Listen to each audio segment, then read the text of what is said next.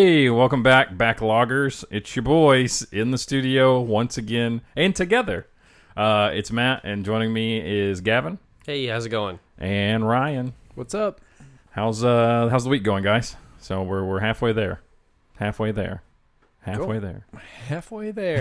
Going well so far. Feels like it's kind of dragging after the 3-day weekend of having the 4th of July, you know? Getting back in action, getting back to work, that was kind of tough. But I'm still, I think, recovering from these Dr. Pepper brats that Matt cooked up for me over the weekend. We got together, we had a couple drinks, and he said he was going to cook some brats, but I didn't know he was going to call an audible and buy Dr. Pepper flavored brats. I bought jalapeno cheddar ones too, but these Dr. Pepper soaked ones were at the store on sale for $5. You can nasty, you can kind of understand why. Honestly, they weren't that terrible. I'm just talking shit. They were kind of good. Like by the time you had it on a bun and you had like some mustard and the dill pickle relish on it, and like it just had a little bit of sweetness. They were shockingly decent. That pickle, for $5 too. It was like 5 of them for $5. That's $1 a brat, guys. In this economy. Is crazy. Let's go get more. That dill pickle relish was unbelievable. I think I've only ever had sweet relish in my entire life because I didn't think I liked relish. Yeah. But it was just like little chopped up pickles, and it was so good on the brats. I really enjoyed it. It was good. Yeah. So Ryan and a friend came over for a little bit and hung out with my wife and kid and I, and we just brought some stuff. We didn't do any fireworks. I mean, our kid's not even 2, so he was in bed by then. And then you went out and watched some fireworks, right? I went downtown, but I was kind of on the edge of downtown. I mean, we went to like a brewery, and I thought it was going to be packed, and they said it was their most dead night of the year. I guess they're like they're far enough out from the downtown that people don't go there, but we could see the fireworks from where we were, so it was honestly the best place to watch them because I don't care enough to get the best view ever. I mean, I'm really just there to say I went and watched them. I don't really care about fireworks. But anyways, the wild card here is Gavin because he was out of town. What'd you get up to over the July 4th weekend? Oh man, crazy plans. No, we were just chilling, doing some stuff out of town. I hate that I missed the Dr. Pepper brats, though. Man, I feel like was a trauma bonding experience that I'll never get back. I mean, I can get more. Right? The dynamic in this room has shifted. You don't even know. You're beneath us or above us. I kind of feel like I've finally crossed that threshold where I'm like, we should ban fireworks. But I mean, it's one of those things where it's like I had so much fun with them as a kid, So I won't say that. Like I won't be that crotchety old man. But this year it was just like, can you guys just?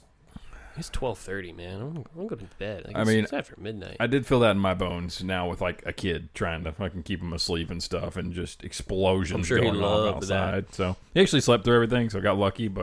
And then like it wasn't just the night of the 4th; it was the night before on the 3rd, and it was also the 5th. I really noticed it on the 3rd at my house. It was like people were shooting them off constantly all night, and I was like, "Come on, right here." Yeah, people blow their whole load a week before the 4th. Yeah. Story of my life. That's why it took so long to have a kid. What are you gonna do? Well, let's get into this awesome news. Nothing but good news in the games industry this week, folks. First article, Ninja Theory and Undead Labs were sold, so I guess they won't have as many layoffs out of Xbox. And then Compulsion and Double Fine managed to spin off and go indie again. I guess the one thing I should also announce with that is 1,600 devs laid off this week, with another 1,600 projected / confirmed over the course of the next year. Whatever that may be, working out a contract or however they're working that. That's crazy. So that's a lot. I saw some rumors that there's also some Microsoft proper layoffs happening too, taking that number just south of 5,000. But I mean, we're just south of 4,000 for games. That's not bad, right, guys? That's a wild amount of layoffs. I can't believe that. Sorry, I actually don't really know anything about Undead Labs and Ninja Theory's Devil May Cry, right? They did the one DMC thing. They did that Bleeding Edge game, and then they did the Senua games. The Senua games? What are those? Sinuous Sacrifice. Hellblade. Hellblade. Okay. Yeah, I've never played those. So- Gotcha. And then Undead Labs did State of Decay. State of Decay. Did Yeah. State of Decay ever really take off and do? State of Decay 1, I think, was okay. There State were- of Decay 2, apparently a lot of people loved and I thought did fairly well. Yeah. And then 3's been in development for 7 years. And Yeah, they did a 3's reveal supposed to- trailer at the Yeah. one of the game things. I feel like we're repeating the same thing. Yeah, my bad. But I think you're right. I think we're covering the same ground. Sorry, go ahead.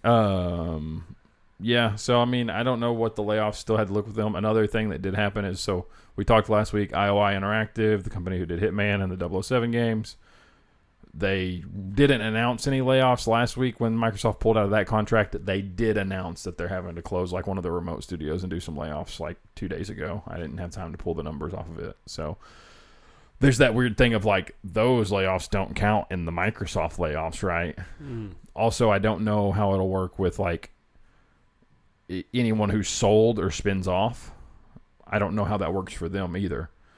If the new owner wants to do some layoffs and cut the fat when Ninja Theory and stuff moves over.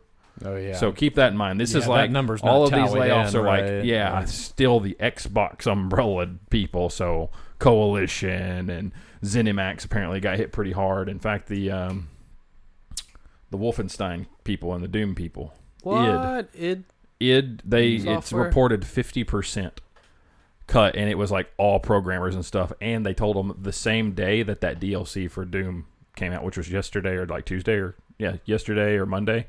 That big DLC for the new Doom, they laid off half of them immediately, the same day. Apparently, they Doom: The Dark released it. Ages didn't do very well. They critically did pretty decent, apparently. But I'm still hyped as hell to play it. I've just been waiting for it to go on sale. That's so depressing, though. The same day that you launch something, you just get told, "Hey, yeah, 2 weeks, bud." yeah. So Did you play Doom: The Dark Ages? I started the 2016, the first of that trilogy, and just For some reason, I thought you were a big fan of 2016 and then the Doom Eternal. no, I didn't touch Eternal or anything. I'm interested in them. I've just not really found the time. I guess that's part of the problem, right? I think they're cool. I think Doom's cool, and I'm into a lot of it. We'll talk about it a little bit later, but I really think that companies need to be exploring multiple price avenues for games. Yeah, honestly, especially everything costing as much as it is somebody with a comfortable wage and living still having to consider it and think about it. And I'm not that frugal when it comes to games, Yeah, I feel it's a bit of a mess. I mean, Doom: The Dark Ages has gone on sale for $10. Oh, really? Already? I don't know. Okay, You're maybe still not waiting 10. for a sale. But the problem is I'm once I see it go that low, I'm like, bro, it can go lower. I'm trying to get to $7.99. You're the other end of the spectrum from the problem, though. Right? You're an extremist with hunting sales. You set up notifications for sales. I on do, shit and yeah. stuff so. Yep. Which all of that in some ways, it's not necessarily fair because you're being smart with your money, but all of that, both of us contribute to these exact things, right? The games cost too much, and they need to make money. I am the problem that they are closing. It's me specifically for not buying it on day one. Just you. Yeah. At the full price. Quoted, That's all. Gavin crashed the games industry. Sorry about it. I feel like PC gaming has kind of explored that option of different pricing structures more than the consoles have for a long time. With the Steam sales have historically been deeper discounts than you ever see on Microsoft or Xbox and PlayStation, you know. And they'll, indie games will release for $25 or 20 instead of the traditional 60, 70, 80. I mean, a lot of those on the console, They are too. release at the same base MSRP. Yeah, I always just felt like the games on PC were cheaper in general just because of all the sales, I guess, is where I'm coming from with that, but I don't know. But it's always after they've been out for a bit. It's not like the game comes out and a week later the Steam Summer Sale happens and it's for sure more than that's fair. $5 off, We should save this for my rant piece, but when you say the games on PC, which storefront are you talking about? Talking about Steam. You're just talking about Steam. Yeah, Okay, yeah. yeah. I don't know. I think Steam and PlayStation Store are honestly pretty comparable. Really? Oh.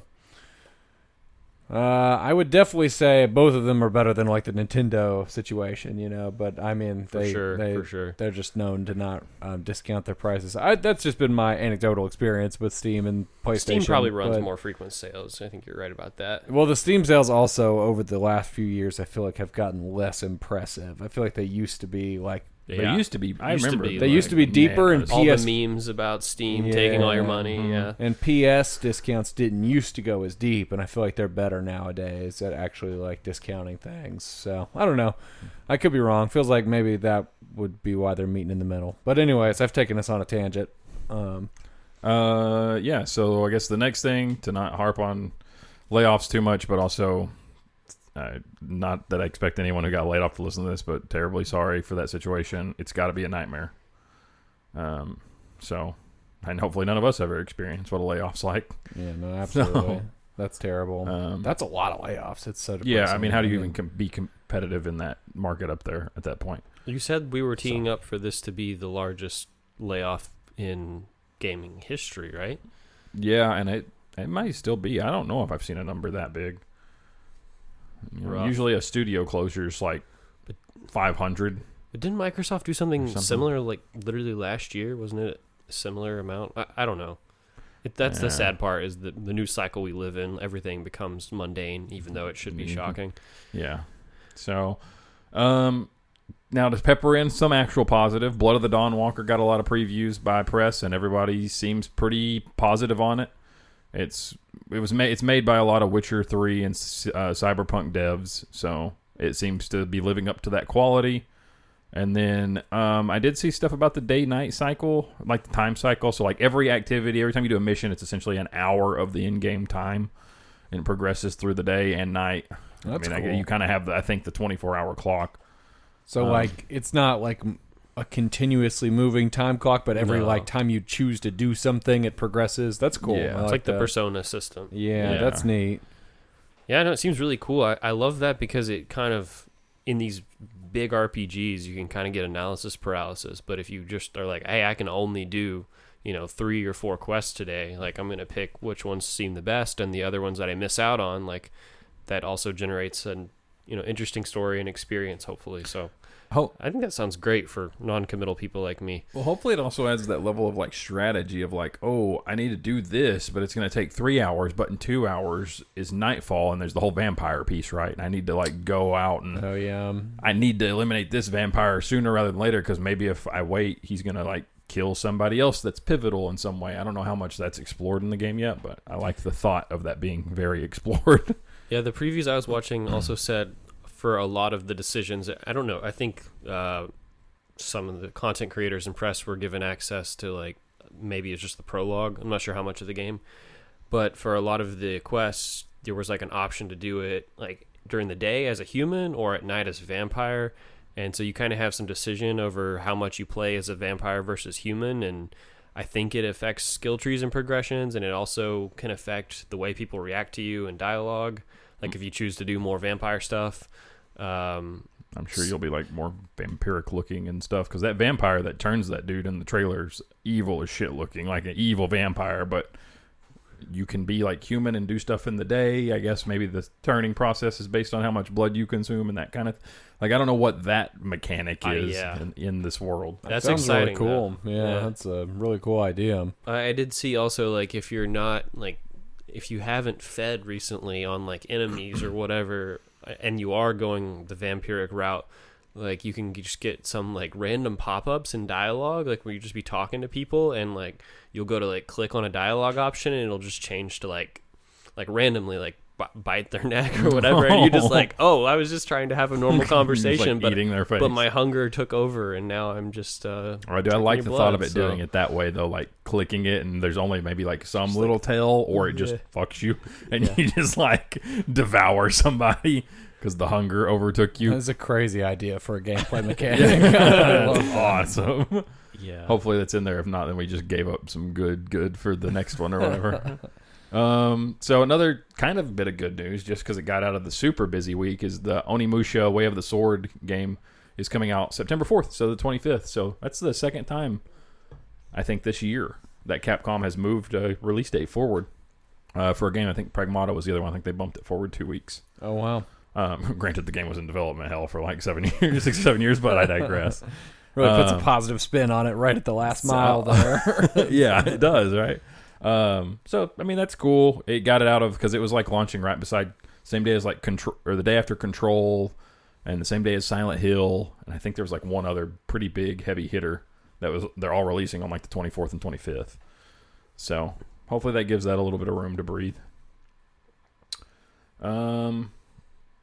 So another interesting rumor that I saw was that Avowed 2, so Avowed's been out for a couple years. Apparently Avowed 2 was scrapped, and who knows, because there's the whole Microsoft Xbox piece tied to this because they own Obsidian. But that rumor is now that Obsidian has been directly told to start working on the next Obsidian Fallout. Now, from the historical standpoint, Obsidian's the ones who did New Vegas, and Bethesda got kind of mad that people loved New Vegas so much that it's like an argument over New Vegas and 3, so much so that Bethesda would never rejected Obsidian trying to make another Fallout game multiple times. Todd Howard's ego couldn't handle it. And they also apparently fucked Obsidian over on the bonus back in the day when the game originally launched, and meeting a certain sales number to give the team a bonus even, and it's been a whole point of contention for almost 20 years now. But now Bethesda doesn't have the say so because Microsoft technically owns the IP. So the problem is Microsoft and Xbox own the IP, and obviously we're seeing all this restructuring.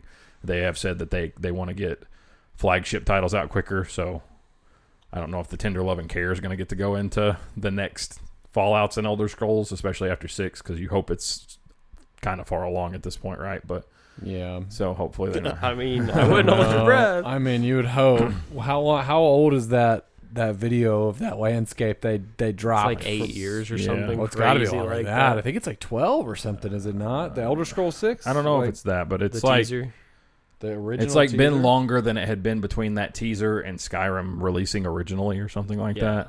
So, but yeah, which Skyrim released in 2011, right? So 8 years would make sense. So, but if Obsidian, because No, the you're right, Outer Worlds game, the first Outer Worlds was good.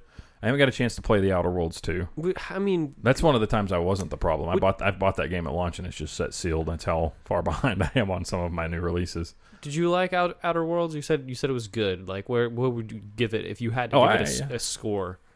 Probably about an 8. An 8, okay. Yeah. So you really liked it then? Yeah, I enjoyed it. I enjoyed it. Looked fun to me. I enjoyed a lot of the characters. Yeah. The characters were competent, actually. In fact, beating that game on the hardest difficulty, you lean into using your characters, like your comrades. Oh, really? Yeah. You have to? Yeah. That's cool. And so they're very competent. And so that was just nice. I liked a lot of the character stories and stuff like that. Did you play the second one? It's small, short. No, that's what I was saying. I'm sorry. My bad. I bought it right at launch and it's just kind of set sealed because I haven't got around to it. I know it's a little bit longer, but apparently it's also not as good, but not bad. I don't know. That's kind of what I heard about Avowed too. That it's not a bad game by any means. Yeah, I heard the same. It's a very good and, to steal your word, I guess, competent game. It hits all the points it's supposed to, but it doesn't really stand out in any way. I don't know. It's to that point I made 2 episodes ago or so of the scaling thing is so busted because from everything I know about Avowed and even Outer Worlds 2, it's the definition of a 7 video game. And swimming in 7s used to be a little saying in the games industry or whatever, and that was a fine place to be, but that really seems to prevent sales, the numbering system and giving shit. I'm so hesitant to ever put a letter ranking or a number ranking on shit because people it's don't understand scaling. Right. You either feed into the over high giving of grades, or you give a realistic grade and you look like an asshole because it's exactly. I don't know. It's just like grad school. I borderline failed most of classes, but I would do super stellar on projects and mess up weights and pull out A's in the last minute because I would do great on finals and not do half the work through the So that's how it goes. It's kind of a bummer about Avowed too. I mean, I didn't play it, but I did like that the world seemed unique with the whole plant sickness going through and the And the magic. You had to have wands, The man. wands. And there was like Just don't get guns that. or like magic guns or something. I don't know. Again, I need to play it. I have a friend who really liked it. He said it was very good, but again, he said it was like solid. It was like an 8 out of 10, probably. Yeah, So it's hard. I mean, I have no problem with solid games. I have no problem putting my money up on a solid game right at launch if it's not buried by outstanding games like right there beside it that I'm spending the equal amount of money on. Like right if I have to pick and choose, Right. and that's kind of just where that like fell for me in a lot of ways. Did you guys play the Pillars of Eternity games? Because it's the same universe, right? Like the Pillars of Eternity forgot games are like that. CRPG. I actually Yeah, I did haven't forget that I played, knew that at one point. The second one's really good. I haven't played the first one. I've but, yeah. downloaded that Pillars of Eternity 2 before and like wanted to play it, Yeah.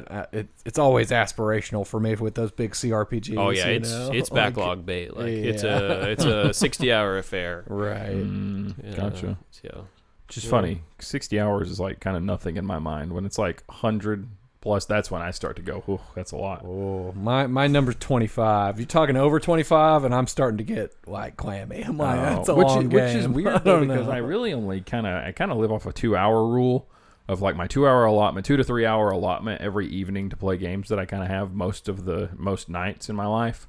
That's the time that a game gets to get its hooks in me. It doesn't have to like get its hooks in me, but to like get me to continue it. Right. So Yeah, that's like the minimum amount of time it gets to try. yeah. All right, let's get back on it, boys. Sony. Someone in the group is still mad about discs being killed. Who are you? All of us. It's me, but I know you're still mad too. So I knew I could put it on here, and I knew Matt would just enjoy the opportunity to soapbox with me. I feel like I could write like a fucking 9-paragraph essay on this shit of just like how mad this makes me and how disappointing it is in so many levels. But like the main issue I think with Sony killing discs for me, and the issue the nuance that a lot of people aren't seeing when they just say, well, PC's been digital for years. It's the fact that Sony is the only one who own the platform and the only marketplace for digital games on PlayStation, right? So with Steam, you have a ton of competitors. You have the option for even DRM-free games through GOG and stuff like that. There are tons and tons of sales, and you can do price trackers like we're talking about. Like, you really don't have to pay that much money for games on Steam unless you just want to for the convenience of buying on Steam. But for PlayStation, like if you don't have discs, then I was just checking just for this episode, just as an example. It wasn't cherry picked. It was literally the first thing I looked up. Dark Souls 3 on PlayStation Store right now is $59.99, same prices it launched at 10 years ago. I was seeing GameStop prices all the way from like $15 to $20, eBay prices of $8. But that's used, Gavin. If I buy my digital one at $60, that's new and no one's touched it. Well, and you can also frequently even find it in retail stores for $20, $30. Yeah. And that's the thing. Like what people are missing is that even if you're just like, hey, man, I just love digital, the fact of the matter is there's no competition in that space. And so they have even less incentive to do the sales. Exactly. That they already don't do a lot. And so is that like anti-competitive? Like, I don't know. In the world we live in now, it feels like everything is just ultra capitalistic and they'll just be allowed to do it and no one will do anything about it. But it feels really unethical because now people have invested in this ecosystem over years and years and years, and there have been competition, different places that you could buy the media, and now you're limited to just purely with Sony, and their hope is that you're already bought in enough that you won't leave. But from my perspective, it's just getting closer and closer to being a PC. So at that point, why don't I just switch to PC? Because it's getting more and more convenient, more and more accessible, and I can buy games on sales. And if I really want, I can own them forever.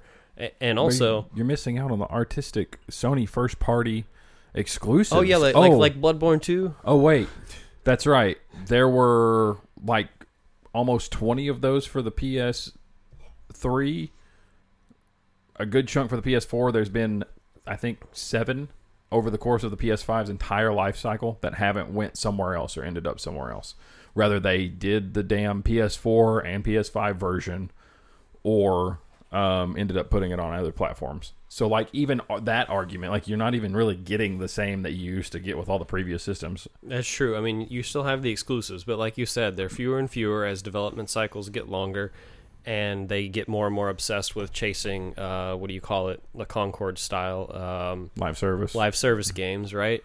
So even among those 7 that have released on those exclusives on PlayStation 5 that haven't released elsewhere, how many of those would you even put in the like? You really should play this. This is a generational game. I don't know that I can really think of any. Yeah, I mean, we don't have to get into the argument on the Demon's Souls, but it is it is a remake, yeah. right? I would say Returnal or Saros is like the big one that comes to mind for me. Yeah, it makes sense. I would say Demon's Souls wouldn't even count because you can emulate that on a PC nowadays, so like it'd be pretty easy to play. Oh, the original, like the original, not the remake. Not the remake, no. But I mean, you could get most of the experience. I feel like. I was talking. I thought when you said the 7, I thought you were talking about on PlayStation 5. Yeah. Yeah. Okay. Yeah. So like technically, that remake is exclusive to. That's fair. And so then you got that. You got Ghost of Yotei. You've got Returnal and Syros. You've got the Ratchet and Clank game. Oh, maybe. Did that come to PC? Actually, I might be wrong there. I don't know about Ratchet and Clank. I think both Horizons are over there. Well, those are PS4 games, technically. I think both God of Rocks are over on PC. Concord, we killed it immediately. I think it launched on both. So it's slim pickings on like true. So really, Returnal was like and Saros. The big ones, I would say. No. So So is it worth not owning your library, the inconvenience of having digital and not just being able to pop a game in? Is it worth it? So that's the other thing. We didn't talk about it last week. So they announced alongside that shit that they're shutting down the Vita and the PlayStation 3 store. Not the end of the world. And they've said that for the foreseeable future, you'll still be able to download your purchases after the storefront through purchasing and stuff are shut down. Yeah, whatever that means. Exactly. Yeah. And the thing is, those same games that they launched on that shit, if I bought them on Steam 20 years ago, I can still download them. Steam, it doesn't do that. They're not just shutting shit down and blocking out content. They don't do like a 20-year limit, and after the game's 20 years old, they're not letting it be downloaded through Steam anymore. They don't do any of that. Even when they've removed stuff from the Steam store before, but it's like if you're an owner of it, they don't take it out of your library, and you can still download it from the Steam servers and everything. Like, I mean, there's been a lot of examples. I have like Rocket League through the Steam. You know, they were bought by Epic, but like I bought Rocket League on Steam like back in the day, so like I still play it through Steam just because that's how I originally had it. You know, I don't know if it's still up there. I think the original like Alan Wake had a weird thing that happened with it actually, and then that remaster came out, and I think they pulled the OG vanilla completely. But if you owned it, like I can still download it because I owned it and stuff through there and whatnot. So yeah, there's just stuff like that, and Sony just offers none of that. They're just like, who cares, you nerds? Pull our pants down, and push us over, like. And even if they keep the servers online and say, okay, you know, the people who bought something on the PlayStation 3 store, you can download it into perpetuity. It still doesn't change the fact that anything that released in a pure digital form is now completely inaccessible to all future consumers, right? So there are absolutely like indie titles and things that you just won't be able to access anymore. Also, even with Steam, to its detriment, like we were talking about a few weeks ago, Spec Ops: The Line, like if you guys don't have that in your library, like you can't, it's not listed on Steam because of music licenses, I think. Yeah, licensing issues. Like I have it in my library because I bought it 10, 15 years ago, but it's not there anymore. And so this is like one of the things that digital just doesn't, like, you can't preserve games in that way. So yeah, I'm the more I think about it and the more I've listened to some more takes on it, the more pissed off I am, and the more I'm like, you know what, I really don't know what would make me buy a PlayStation 6. Maybe a Bloodborne sequel, maybe. And then the other thing you run into is the Spec Ops: The Line is the good example. It was the quickest thing I could search really quick. It's up to like, in some cases, in terrible shape, $30 now just for that disc. For the PS3 version's all I've looked up. Some crackheads selling it for damn near $70 because now it's delisted everywhere. And so then you run into that issue of like, well, some of those games are still on disc. You can get them. Spider-Man: Web of Shadows is a perfect example. I think it's about $120 for the 360 version and like creeping into $200 now for the PS3 version because of Activision and Sony and Marvel and just all of that weird handshake that happened with Marvel and Disney and yada yada yada. So all those games got pulled off of all the virtual stores long ago. You can't buy any of them digitally. Right. I didn't realize that. And stuff. Yeah. So Wow. like the PS3 360 era, like Marvel games in general are pretty pricey to get your hands on. Wow. It's not even that they're rare. So obviously Matt and I are pretty butthurt about this. You're awfully quiet over there, Ryan. Any takes from you?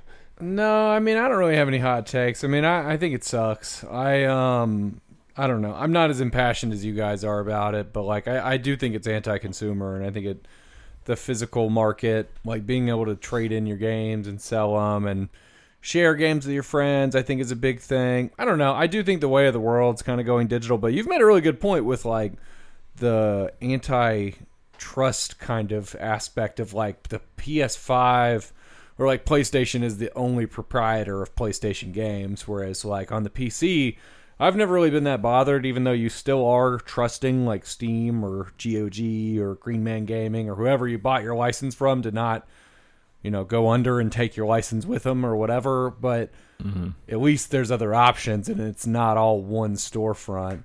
No, I honestly, I'm just being quiet because you guys are more impassioned about it. So I'm just letting you guys take the lead on this one. But like, I haven't owned, I've owned physical games in the last few years, but like only because I can get them cheaper and then sell them back to the market, and essentially pay, $15 to rent a game, kind of. Literally did it with PS5 games. I bought 3 from you, 3 or 4 from you, like Borderlands 4, I think Battlefield, and stuff like that. And we looked them up what you would have got trade, and I gave you like 20% more. Right, and it was a good deal for both of us. And like, I'll miss that aspect of it because like I remember I bought Dead Space 3, like the remake when it came out, and I beat it that weekend and then sold it to somebody on Facebook Marketplace, made almost exactly back what I paid, but I gave him a deal of like $10 or $15 off the used price at GameStop. Yeah. And I felt good about it. So like that's my big use case, but I mean you guys are making a lot of good arguments for it as well. Like it definitely sucks. I like having my whole library on my PC, but I'm like I've been so indoctrinated by the Steam and GOG, and like I have games on Epic Library and GOG's own launcher and Steam and everything, and like I'm okay with it all being digital. I like being able to move machines and have it all there, and I can install whatever I want. But like hard drives are getting more expensive, so it's not exactly like you can just install everything you want to play all at once. Yeah. So I definitely see all the negative aspects as well. I've never been a big like, I don't know. I say that I have a bunch of Xbox 360 games and like PSP games and stuff I've kind of held on to. I keep waiting for you wanting to offload them so I can go through them. Yeah, I'm not ready yet. I just wait with bated breath every day for friends and people to hit me up. No, I'm holding on for now. Until I run out of storage space. But like, I don't. Just for the nostalgia, obviously. I don't have like a collection of games. You can come look at them on my shelf. But I don't care. You can touch them. Yeah, it's not the same though. They're not my box in my closet. Oh yeah, in a closet. But I mean, it is cumbersome, right? Like when I travel, if I take my PlayStation with me, I'm going to be gone for like a week for the holidays or something. I do take it. I'm not spending all that time with my family. Right. And so I take it and hook it up, but I have to also take the discs. Like it's a little bit extra space in my bag.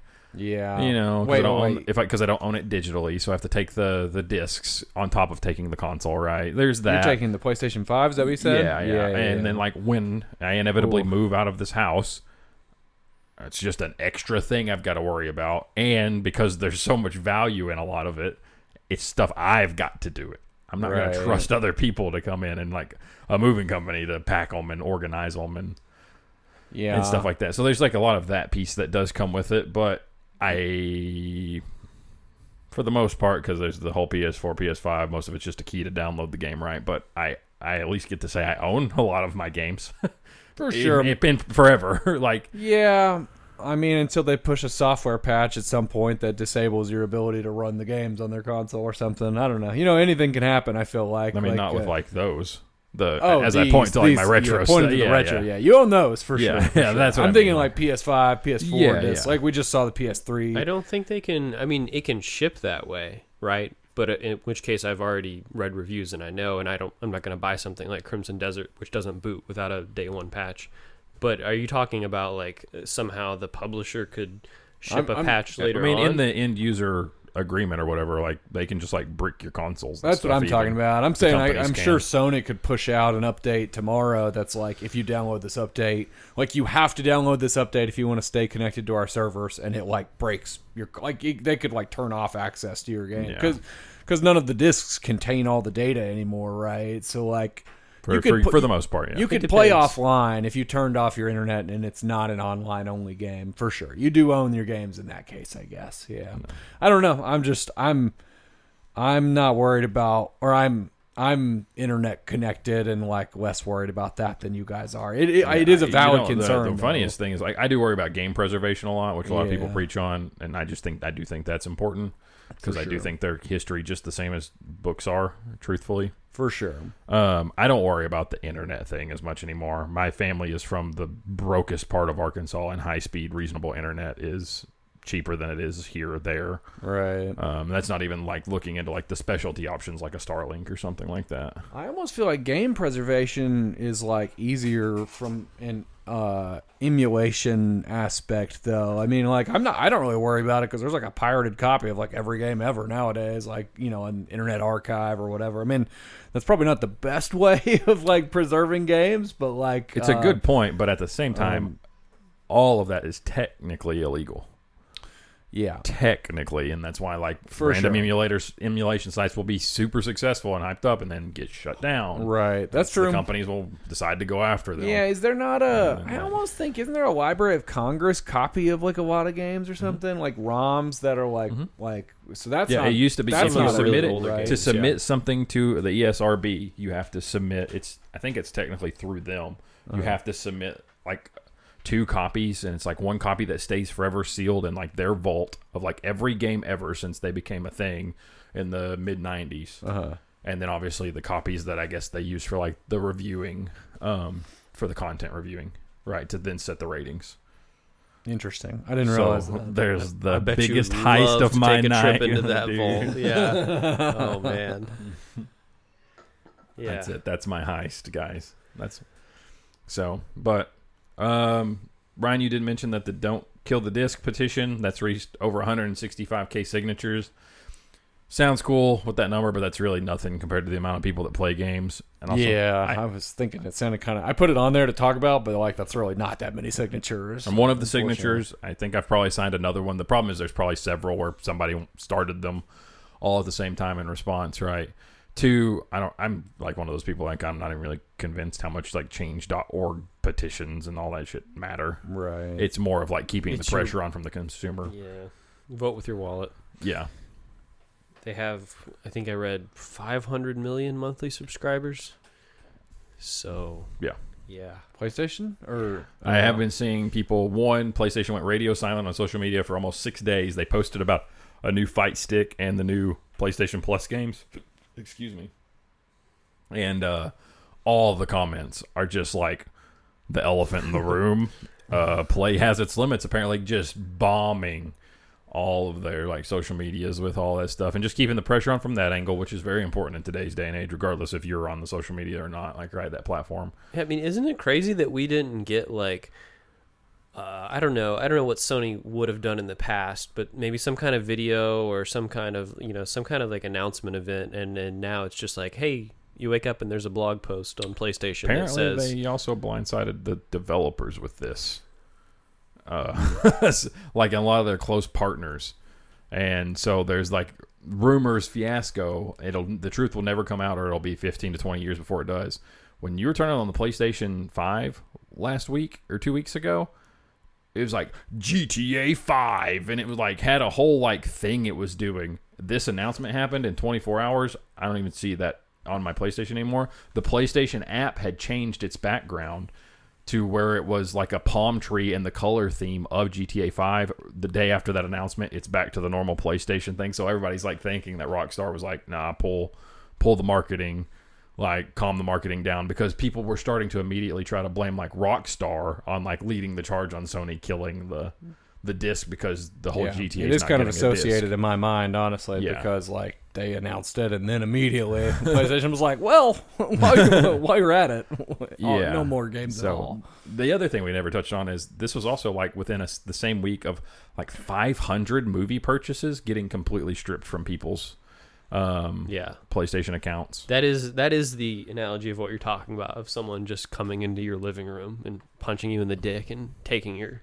shit away. Yeah. That's like the software patch. I guess I'm taking thinking it. Yeah. It's like so that's fair. So, it's it sucks. Keep the pressure on. I saw that enough people apparently are purging and leaving PlayStation Plus that they're getting offered when they're departing now. Like as of today, it's offering people like 50% off for a full year of PlayStation Plus, which is like a pretty substantial amount off and very rare because Sony does not really put PlayStation Plus on sale often, or they try to do fucky shit like they did with like the way Gavin purchases his every year through the holiday discounts. So dynamic pricing, baby. Yeah. So hopefully people keep it up and something changes to some degree, right? I mean, all they'll do is delay it and they'll try it again in another 5 years. Truthfully is what will happen, but hey, that's 5 more years and we can all rise up again, hopefully. That's right. To some degree, good news. They're not expecting to lay anybody off at the Austria factory where they've been making these discs. About 300 employees. They're going to reskill them to then support making the optical micro lenses. Apparently, they've already been doing this since 2024, partially in those factories, primarily focusing on using those optical lenses in relation to like the car manufacturing area. So that's not more layoffs tied to this. I just kind of put it in here as just a brief thing to mention. There's not. Are we losing physical Blu-rays as well? That question's still up in the air because they do license out that technology because Sony like owns all of it. So there can be other factories through other companies, but the biggest thing is like they highlight that the PlayStation consoles won't support it. So we can assume PS6 won't have a disc drive nor an external disc drive. Then we can take us into this whole conversation of, and this is the most anti-consumer take that I do kind of carry. I don't expect when a new console comes out to be able to play my old games on it or to get a version of it necessarily. And I say that from the perspective of the hardware drastically changed for so many years. Even like with me growing up, I can't put an NES game in a Super Nintendo. I can't put a Super Nintendo game in an NES. Same thing up to 64. It was proprietary cartridges based on that, and the games were just developed for that. Now we've got this whole fucky thing where they make a game for the PS5 and the PS4 and the PCs and this, that, and the other. And I do think that adds and has bloated a shit ton of the cost on top of the the high pursuit for fidelity over anything else. You think it bloats? I guess I'm spoiled by the Steam, argument we were just talking about. But it's like, if you make something in 2012 for the PC, like playing it on a RTX 5090 is going to work just as well as a 1080 did back then, or whatever. Like, I guess like in the modern age of gaming where it's like all kind of the same. It's not. You don't have like PS3s with the weird cell architecture and everything as much. Like it's more uniform now, feels like. But there's still some things they've got to do under the hood that probably either throttle the PS5 version that they're making. Oh, for sure. Yeah. No, having to support the PS4, I guess still releasing games and having to put them on the PS4, I agree with you. Yeah. But like if I owned PS4 games from back in the day, I do kind of like move them forward. I do kind of expect to be able to play. Yeah, and that's the benefit of the form factor. The other conversation I want to get into, and I want to bring Nintendo up, so we'll hold it just a little bit longer, is I think that problem relies on getting away from discs. Yeah, but then cost is going to go up for manufacturing, figuring out cartridges. We've just talked about storage. Right. They're going to start putting games in a case and in a fancy like thumb drive cartridge, but it can hold 200 terabyte or 200 gigabytes. Right. Yeah. That's going to be expensive as shit to buy a physical of that, right? So, do you think that's where we're heading? Like removable media and like flash drive based games like that? Like, I think the cartridge and like just being able to fit a larger like form factors of ROM and stuff into like a device versus trying to figure out how to do multi-layering on discs as the games are getting over 300 fucking gigabytes because we're not compressing audio files anymore. We're so obsessed with every blade of grass. We need hairs on Aloy's chinny chin chin. Which that's just more of a, do we even need that thing? That's not I have a neck beard in my It's like several rants. I'm very glad you coming into clarified one. because I was like, that's a dangerous ground. I just People don't want have to be taken lumped that with the neck wrong beard, so way. I don't care if she has stubble and peach fuzz, but we don't fucking need it. Yeah, it's fair. No, absolutely. Like, I've had much more time to stew on all this than I did last week when the news broke. that's fair. Yeah, the fidelity in video games is like, we're sacrificing a lot to get to obscene levels that doesn't really make a big difference compared to like PS4 graphics. I don't know. Yeah, like the Craig thing, like that ugly brute when they revealed Halo Infinite. I thought that was hilarious. That probably actually did damage some sales for that, but that didn't stop me from playing that game right when it came out. I don't remember this. Or just like I'm talking about from like a fidelity perspective, when there's like a silly, ugly graphical thing, even in today's game, right. Yeah, I just kind of like laugh about it. It becomes a joke, but it doesn't really like ruin the game for me. No, at all. I'm with you on that. Yeah, Take my performance over ultra realistic graphics. I'll take high frames. I'll take gameplay even over high frames or visual fidelity. Like if you got good gameplay, like I can get over a lot of things. Look at Mecha Chameleon. That game is weird. Like it visually is like nothing great. It's like $2 made by like a few guys, and it sold like 500 million copies or some crazy number. You know, like I don't know Mecha Chameleon. it's like that hide and seek game with like. I do know that. Yeah. There's no way you don't. I do, and you don't. No, there's tons of Given the space those. it's Yeah, the in. multiplayer games especially are like leaning into the lesser fidelity, lesser complexity, just to make a fun experience. And like, what's wrong with that? Like, again, no, absolutely, I agree. The last thing on the Sony thing, even though we're going to keep talking about it because I'm going to bait a couple more conversations out of this, that just pisses me off and does just make me upset, is the stock market liked them announcing this because it does mean supply chain gets cut, yada, yada, yada. So obviously stock prices are going to go up.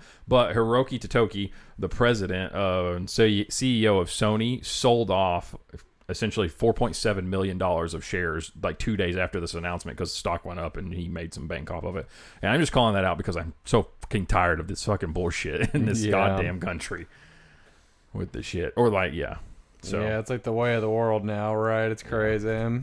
So anything else on those couple of things before I add my couple of brainstorm questions? I kind of dominated conversation there. I started to get a little passionate. Not mad at you guys. Man, I'm still trying to understand whether you're against back compat because that's an insane take for me, especially because it's not like we're in the era of using like cartridges of different sizes. Maybe like you're saying we're going to go to flash drives, but like right now they're basically just PCs. To that point, I've literally seen videos online where people jailbreak a PS5 and boot Linux on it and play their Steam library on a PS5. So it's like, I don't feel like there's really not a whole lot of difference in the hardware. So, I don't know. I'm against it from the perspective, and it's not that I'm so much against it because I do like it in a lot of regards, right? For example, I mean, I have a PS2 over there. I don't have a PS1 hooked up, even though I own one, because it can just play PS1 games. You know, and same thing. A PS3 can play PS1 games, all versions of them. What ends up annoying me isn't so much the backwards compatibility. It's that when the next device comes out, they don't stop development on the old device anymore.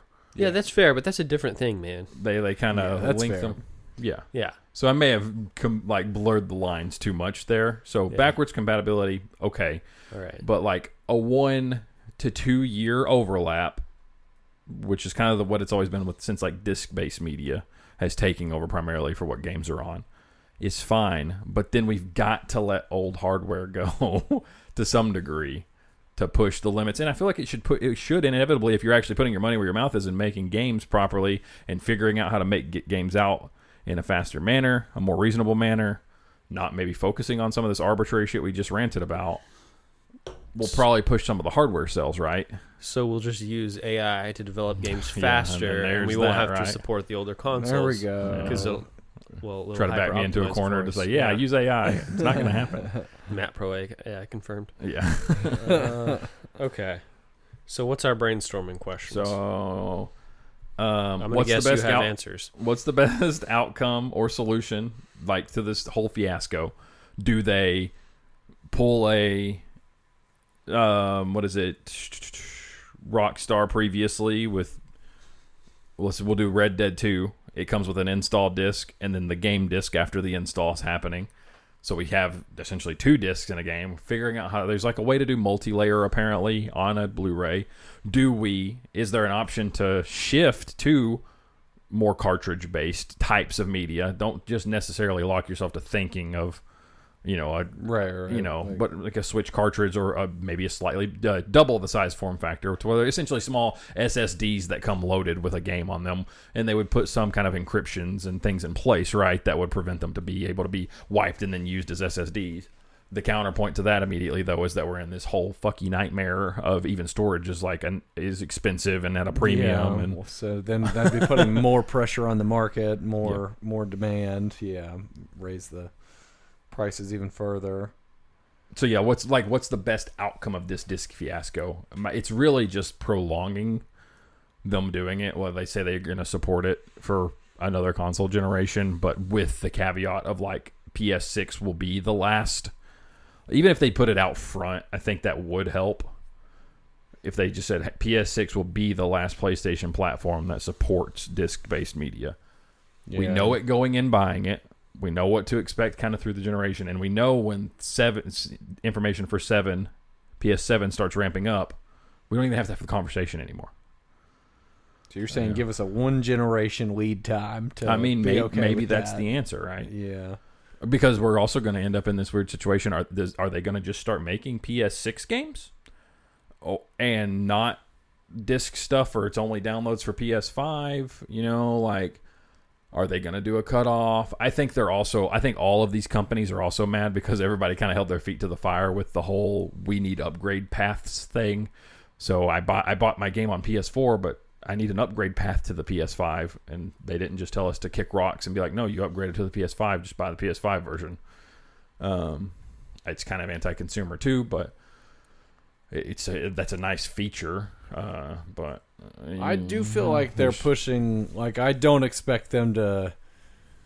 Unless something radically changes and their hearts are swayed by the gamers, I feel like the PS6 is being like soft launched as a discless device, right? Like that's got to be what they're doing with all of this. Like I don't know. And like, can they even change that at this point? Like this, I bet they're already producing them, right? Surely they've already gotten through all R&D with it without any disc and without any plans to develop a external disc thing that you slap on, right? Right. So like, are they going to try to it's mid 2026 right now. PS6 comes out in who knows, so like 2028 or somewhere around then. Are they going to try to redesign it on the fly because everybody's pissed off? Like, I mean, it's gonna at the best gonna end up being a situation like the PS5. They could add the disc drive where you have an external disc drive you plug in through. They could do an external. Yeah, it makes sense. Yeah, for sure. There's still R&D that goes into that though. Yeah, that does track though. I guess I'm thinking a little more reasonable, but yeah, you could add it later for sure. Yeah. Especially with all the high-speed interconnects and stuff we have now. And then to my point too, to also argue with myself on PC, right? If I buy a game and I have a 20 series card, well, I kind of get the next gen upgrade when I upgrade to the 50 series card, right? It's back to that point I was saying about the whole everybody held their feet to the fire on. If I bought a PS4 version, I need an upgrade path and option to have the PS5 version instead of fully rebuying the game. I do kind of think you should own the game if you buy it on the PSN network. When you buy a 5090 and you had a 2070, you don't have to buy the game again. Yeah. Is that what you're saying? Yeah, you get the benefits of the upgrade because you bought the upgraded hardware. Right. Well, but the difference is there's usually a software patch that comes with that newer version. It's not like you're paying Sony to flip a switch and say, FPS equals 60. It's like there's a software optimization to the game that the developer or publisher has to put out into the world, and that's what you're paying for when you buy the next gen upgrade. Yeah, and so there's just the cost with it, and they hate. There's no way any of these companies hate not getting to just get double sales. Yeah, I mean, I would definitely say it shouldn't cost the price of the full game. And I'm not trying to defend So billion-dollar what is the companies. situation with this software you're describing? Like, I mean, we're talking about how they're basically PCs nowadays, and like you can It's a run good Linux question. on them. So, Yeah, like, what are they doing? I kind of do feel like it's like just push a button and like give me more Just FPS. uncapped frames, bro. Yeah. That's a good question. Maybe I've just been sold the propaganda of the next gen upgrade. Maybe I mean, it could make sense. there is always 'cause- a huge patch though, and they're different. Like they're actually different versions, and they're usually much larger file sizes. I don't know. I mean, is it the case that like when you play a game on PC, and if you were to upgrade your graphics card or CPU or whatever, I guess you update. I mean, those have their own drivers, but you're not getting like game specific Yeah, I don't think so. I think software it's the or same. anything. It's just that's interesting. I don't think you change the game on disc in any way, right? You can swap hard drive, play the same files that were on there, like, and it runs better and higher. So what's in those next gen patches then? I don't know. You're right, though. They are big, like different sizes between the PS4 and PS5 versions. Yeah, it is something so, to like, think about, right? And it could be something there's- with like the architectures or something. Like, I don't know. Yeah, it's like, just something we've never taken the time to look into. It's probably something we would all understand if we did. I guess that's the thing, right? Is when you have a fixed spec, you can actually go and optimize like in engine, like Yeah. and target like a certain spec. So that makes that's sense. probably what that's it probably is. what it is. Yeah, like a optimization or Yeah. like configuration almost of the game that's like optimal for the hardware. Because like that is a big benefit of the having dedicated hardware, like having the Steam Deck or the ROG Ally, or even like I have a gaming laptop, one of those Zephyrus G14, whatever. It's like you can look up and look what other people have run the game at, and can like compare, Yep. and you can see if it actually Proton works, DB. and you can get the best like way to configure the game to get the best experience out of it. And it's like that does kind of stink on PC. It's like a lot harder when you're just an amalgamation of parts, Yeah, it's just so much Or variable, at least you don't right? have to pay extra Yeah. to. So yeah. the last thing on the discussion that I had is how did Nintendo essentially inadvertently end up being the good guy amongst the three major competitors, right? Well, I didn't give my take because you just monologued. So in the brainstorm session, the question was, "What's the best outcome?" And the best outcome, realistically, other than us getting lifetime PSN subscriptions due to emotional damage, is that there is digital competition and there is some kind of antitrust law, or if not, My or buddy's Sony Backlog opens marketplace coming to the console. Yeah. Now we're talking. Either They- Sony is forced to open the marketplace, or maybe they choose to, which That's a good would take. be surprising. They force them to allow GOG and Green Man Gaming to Yeah. release keys Sell for me- PSN. If Selling you want to PSN stop games. making discs, you've got to do this. Otherwise, you better keep making discs, Yeah. bitch. Yeah, Like, or something else. Ooh. I don't. It doesn't need to be a CD. I understand that we have physical limits. Like I'm fine with a drive, like you said. yeah. Something that retailers can sell. I just also sell. think that would be sick. I'm not gonna lie, dude. To like buy a case and Well, they could- fucking pull out like a stick USB. I actually plug in. Oh, They could make the keys transferable, like that is possible. It's in the digital age, you can transfer licenses to one another, like that exists. Yeah. Like Nintendo has the virtual game cards, like I can lend you a game by bringing I don't know how it works exactly, but you like bring your switches together, or I lend you the you virtual gotta do it. game Yeah. card. So you can do it because you can do it amongst do- your own. So I have my Yeah. main Switch set. You have to have your host Switch is the one that can do it, And you can Right. send it to like one person to play at a time. But like if you want to play it, it shuts it down for me borrowing it from you through the virtual game card. Right. Or I'm just stuff saying like there's that. nothing But yeah. precluding them. Like a library has so many copies of the newest like book that comes out, and they buy so many licenses and they can rent it out. It'd be kind of the same idea. You could sell your license to GameStop, and then they could sell it back to somebody else. And I don't know, Yeah. like if they were, they'll never do that because no one's making them. I mean, But, there's the whole like, thing that also like Sony has notoriously they don't invest very well in like their security, like cybersecurity and all that stuff. Yeah, and it's just a joke. historically, Yeah. I mean, shit, the PSN store still sucks ass after all these years to try and search something. Type in dark to look up Dark Souls, and type in Dark S, and it'll probably just bring up like Dark Sexy Bunnies 5 is like the first game, just randomly. Or like just like Potato Man will pop up, and it's like, what's even going on here? It's the weirdest They're shit. always pushing Potato Man. So That's tired. true. People have like had their accounts hacked and their entire libraries just gone. Like their accounts compromised, and there's nothing you can do about it. They're just like gone. Like the guy who is like has the most platinum trophies in the world got his stuff hacked, and Sony was like, we can't really do anything about it. And he just is done. He's like was famous for that, and that just like ended it all because somebody went after him. Like, so, so Nintendo. I mean, Did you get to finish your thought, Gavin? Yeah, that was my thought. Yeah.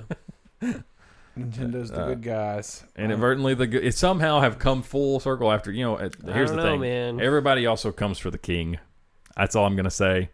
Even with the things they do that are scummy or feel scummy, people always try to shit on who's on top, right? I mean, when Apple was at the top of their game, and people still do try to shit on them. People, it's just the way the world works. But they gave a 10% base pay raise to like all jobs, like just company wide. They have been exploring premium title costs in different like cost levels. Star Fox is like $50. Yeah. The Yoshi game was $70. Mario Kart World was $80.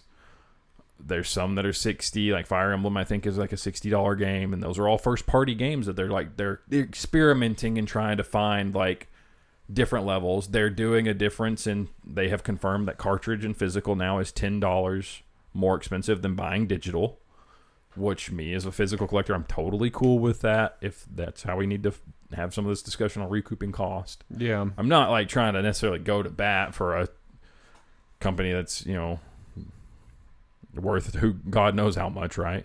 But I mean, there's a reason why they've been around since the 1800s too, and still a company. So The 1800s is crazy. I know, right? It is kind of crazy. That's one of those things where if I didn't know you and know that you really knew that, I would call bullshit. Yeah, but you can't But even say I know you just anything. walk around with that, like, no, actually. You were so ready to drop that. It's hard to ever call Nintendo the good guys, but the fact that they still have physical cartridges is pretty cool. Yeah, and then the last thing I put is like they do have the cheapest online option and debatably like the most robust as far as like what you get. Robust is crazy. That's a crazy thing to say. Their online service has always been so bad. They've added all the back catalog stuff, like all the retro game catalogs they've been adding. Like, They've really in terms been of like supporting titles you get. Sony puts out like one PS1 game every 2 months. I thought you were talking about like multiplayer features and like connectivity, gotcha. like how well it works. If they don't want to port older Nintendo titles onto whatever the current platform is, you're SOL. So do you just mean like more indie titles, or what do you mean by that when you're talking about more software offerings? Like you download, like when you have your online account, you have access to like you can download this proprietary app they've created, but it has like most of like a good chunk of the library of like the Super Nintendo or the NES games or the GameCube games on there. And no one else is really doing that. Now Microsoft has supported the backwards compatibility super well, just straight up putting your discs in any console. Like, all right, on the Series X, I can put an Xbox original game in and it works. That's pretty crazy. You're talking about like the specific ports that they've put out. Like, for example, there's a Mario one where you can get like Mario 64 and like Galaxy and maybe a couple others. No, not even really that. Like, they have like this like first party emulator built into the Switch where it's not a game they like released as like a buy Super Mario 64 or Super Mario Galaxy. It's like you when you buy subscribe to when you subscribe to Nintendo Online, you get access to like 400 I did not of these realize games that. or whatnot. Okay. Yeah. And it's like 400 or plus like titles that are like locked to all of their previous. Feels like it's normally like the consoles top 40 or 50 games of it's each a lot console. of your Marios and a lot of your Zelda. A lot of That that is pretty cool though. Yeah. So, there are definitely things they're behind on, like just now having proper chat instead of trying to make you use your phone, just weird shit like that. But yeah, they're like online. But it's also like $4 a month for Nintendo's it's crazy online. cheap. Yeah, Keep that in mind. Like it's not $3 or cheaper than $4. free than like Steam, But compared to other consoles, it is like it's always been wildly cheap. Yeah, I think I still have it because of the emulator thing. You don't even really realize it. Even and if it's at the $20. full year I buy price. it for $20 a year once a year, and I'm like, what a good deal! I love this. So sweet. All right, are we moving into what we're playing? Sure. Kinda I back say out of the yes. news there. All right, Ryan, hit us with it. Hit us with the sauce. Oh, I'm going first. I don't have much to talk about. I really haven't played a lot in the last week. I've been playing a lot of Counter-Strike 2 with my buddy that I've brainwashed into playing with me, and now he's texting me like, let's run a match. Let's run a wingman real quick, and that's been fun. But other than that, I really haven't been playing much of anything. I did do a stream on Sunday with my friend who, like, I don't stream, but like he actually does Twitch streams, and we did a duo stream of Cuphead where he was playing on his computer and I was playing over Steam Remote Play, and we had both of our cameras going and everything, and Cuphead's very fun and it was a good time. We played for like 4 hours. We almost cleared all the bosses in the first area. I think the impressive thing here is you're a diva about latency and frame rate, and you said the Steam remote play was like working well. And if I'm saying that, that's a Yeah, golden that's my shining point, yeah. recommendation. I mean, like, I literally when I was setting up my in-home game streaming, I was like still pissed off when it was like 3 milliseconds of lag. Like I could feel it until I got it to like half a millisecond. And playing on Steam Remote Play, like over, he doesn't live in the same state. It was over quite a distance, and like the latency was perfect. And we were playing Cuphead, like a Twitch-based, very precise gameplay, and it felt native, which is crazy because I tried to play Steam Remote Play to play A Hat in Time with a friend a few years ago, which is like a Super Mario Sunshine style, like collectathon 2-player platformer. And it was like unplayable because of how the remote play. Garbage out of my sight. I know I complain a lot. It was actually like unplayable. It was like I mean there was like 100 pixels on screen and they were lagging and it was terrible. But yeah, so Steam Remote Play is the move nowadays. You used to have to use Parsec. I don't know if you guys have ever tried to do any of this. But, isn't that how fast Han has to take the Millennium Falcon at one point in the Star Wars, like X amount of parsecs, or is that a thing in Back to the Future? Maybe there's some. What kind is of, it in Star Wars? There's some kind it's of measurement with parsec. speed and he time. He made that's a the parsec, Kessel I think. Run in 12. He might say parsec. I don't think it's parsecs. It's something close though. I don't know. It might be. Look it up. Look up Kessel Run in blank time, and it's actually a unit of measurement, and it's a big Star Wars community topic. Yeah, parsec is actually a real fundamental unit of length in astronomy to measure the immense distances outside of our solar system. So yeah, today I learned. Yeah, there we you go. So it's not just a made-up word. Well, the app Parsec you used to have to get, and it was third party, and it let you play like a split screen game remotely with your friend, and they'd remote into your computer essentially, which is probably a huge security nightmare. But it worked, and it had way better latency. But now the Steam Remote Play is just way easier. You just like invite them like you're inviting them to a regular game.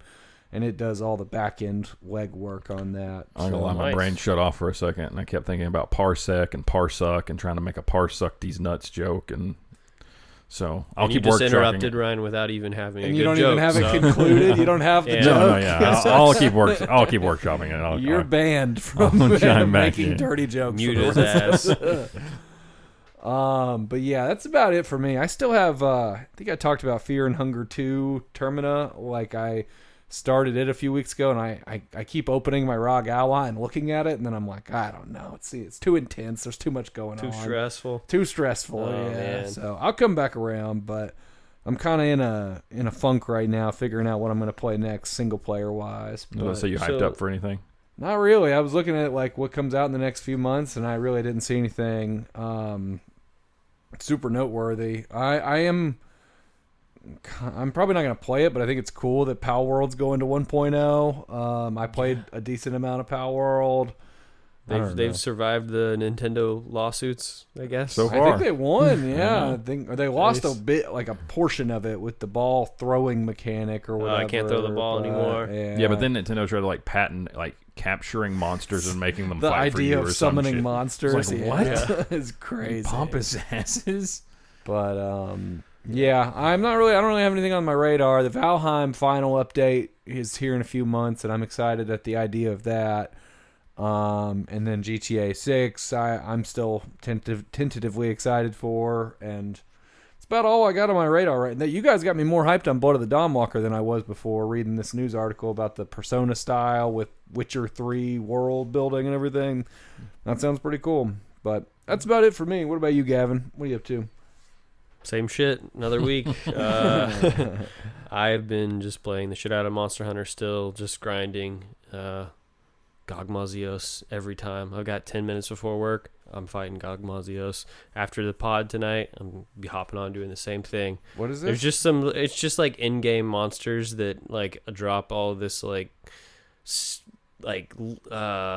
rewards that feed into an RNG system, so you can always optimize more and more and more and min-max your build, and it's like completely unnecessary. Like I'll tell my wife, I'm like, I'll probably sink like 30 hours into this grind and it might raise my damage by 5%, but it's just knowing that I could do it, you know what I mean? Yeah, knowing that you can push the edge of the game. I don't know why I just get obsessed with these things, but I do. Here's the thing I want to pick on Gavin about real quick. Yeah.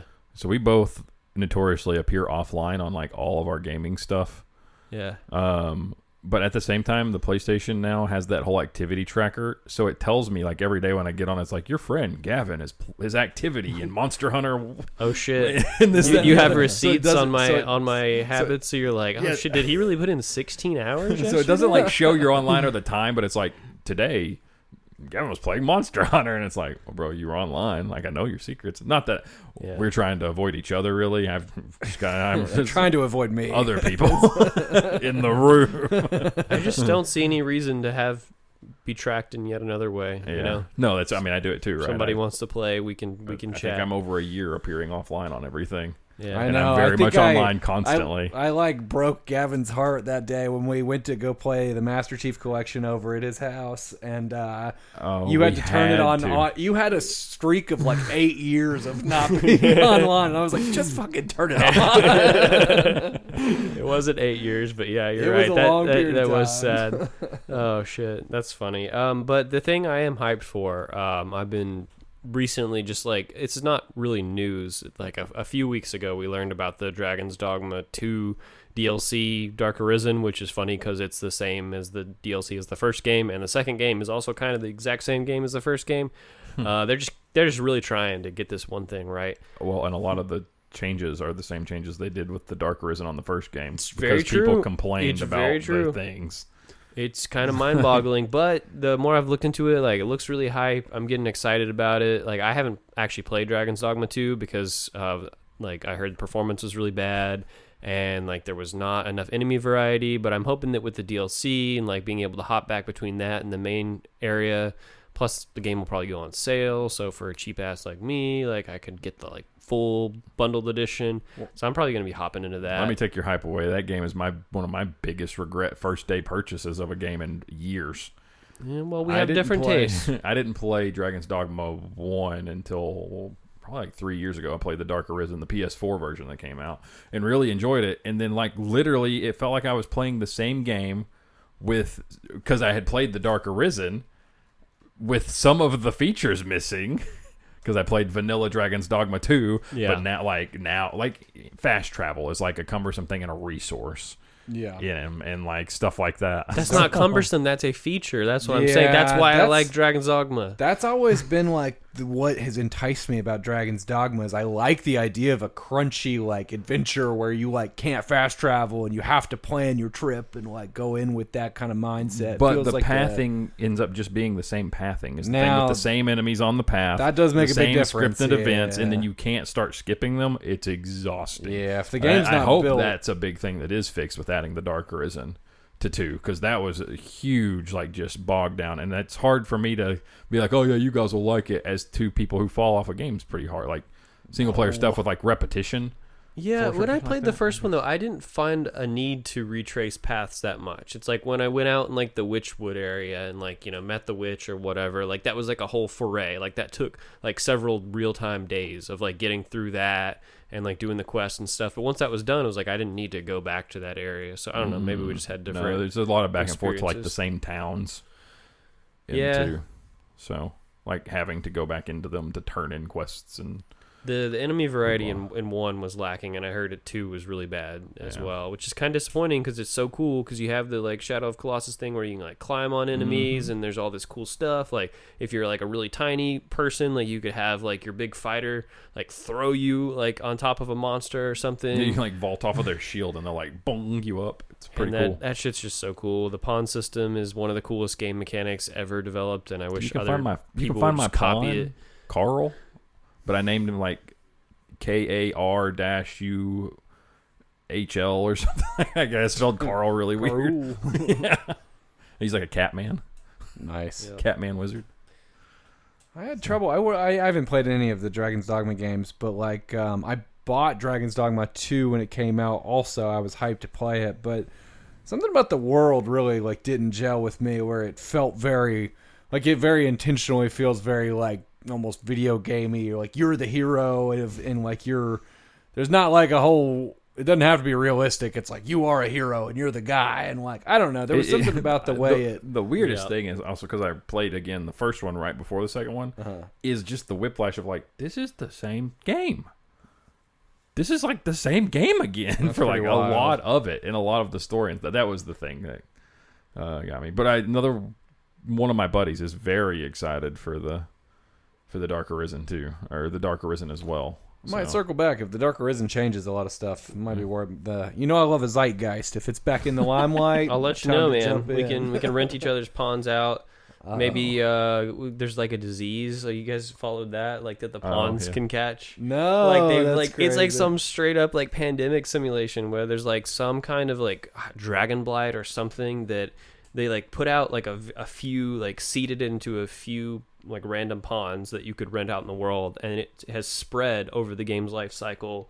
Like as people rented those, like it could infect your pawn, and if it did, like apparently they'll like start doing like more damage and stuff. Like there are ways that in which it buffs them, so it's kind of like a good thing, but you might not realize it at first, and then they start to go a little bit crazy, and then a little bit crazier, and then you might wake up one day and like the whole village is dead because your pawn decided to go on a rampage. Yeah. So it's like you're kind of incentivized to cure it, but you could also not if you want to just go sicko mode. Like that's pretty cool. if you get it, let me know. We'll have to rent each other's pawns out. Nice. And I do think that's a free update to people who own it. Like you should get it. Okay. I thought it was like a Game of the Year edition type thing or something. I don't think so. The DLC is not going to be free. But the Dark Arisen like changes like the mechanical changes. The new features will be free for everybody. Yeah. No. Well, yeah, whatever free means. But yeah. Yeah. Yep. That's me. What about you, Matt? So, I finished up that X-Men Origins Wolverine on the PS3 that I was playing through. It's a fun time. So good time. Glad I finally got around to doing it. I mean, I stuck with it. Right. It was like 9 hours. It's a movie tie-in game, so it's got the bad parts of that movie in it too, but it plays so well. And it's definitely a good thing that it looks like Insomniac was probably looking to with some of their decisions with this new Wolverine game. But it also chugged in a lot of places, had some frame rate stuff. I mean, it's a 30 FPS game anyways from back then, right? But yeah, and it's like a fast-paced hack and slash in a lot of places. So enemy variety and stuff. It's just very much a product of its time type of game too. So, but it was a good time. I'm glad to have knocked it out. So I played through it. Still kind of chipping away at Sea of Stars. Didn't really play it a lot this week. And then like 3 nights ago, I got this like hankering to play a racing game. Wreckfest. So I like Wreckfest, Hot Wheels Unleashed. Oh, wait, 3 different games? Yeah. So I went through I downloaded like just some of these like games I've gotten free over the years or bought for super cheap, and I was like, heck, let me try this Wreckfest. Kind of cool. It's like a demolition derby game. It's got like traditional races, but like the first race out of the gate is like a lawnmower racing demolition derby where you're like knocking each other off of lawnmowers and stuff. And it just was like, oh, this is kind of scratching my brain just enough.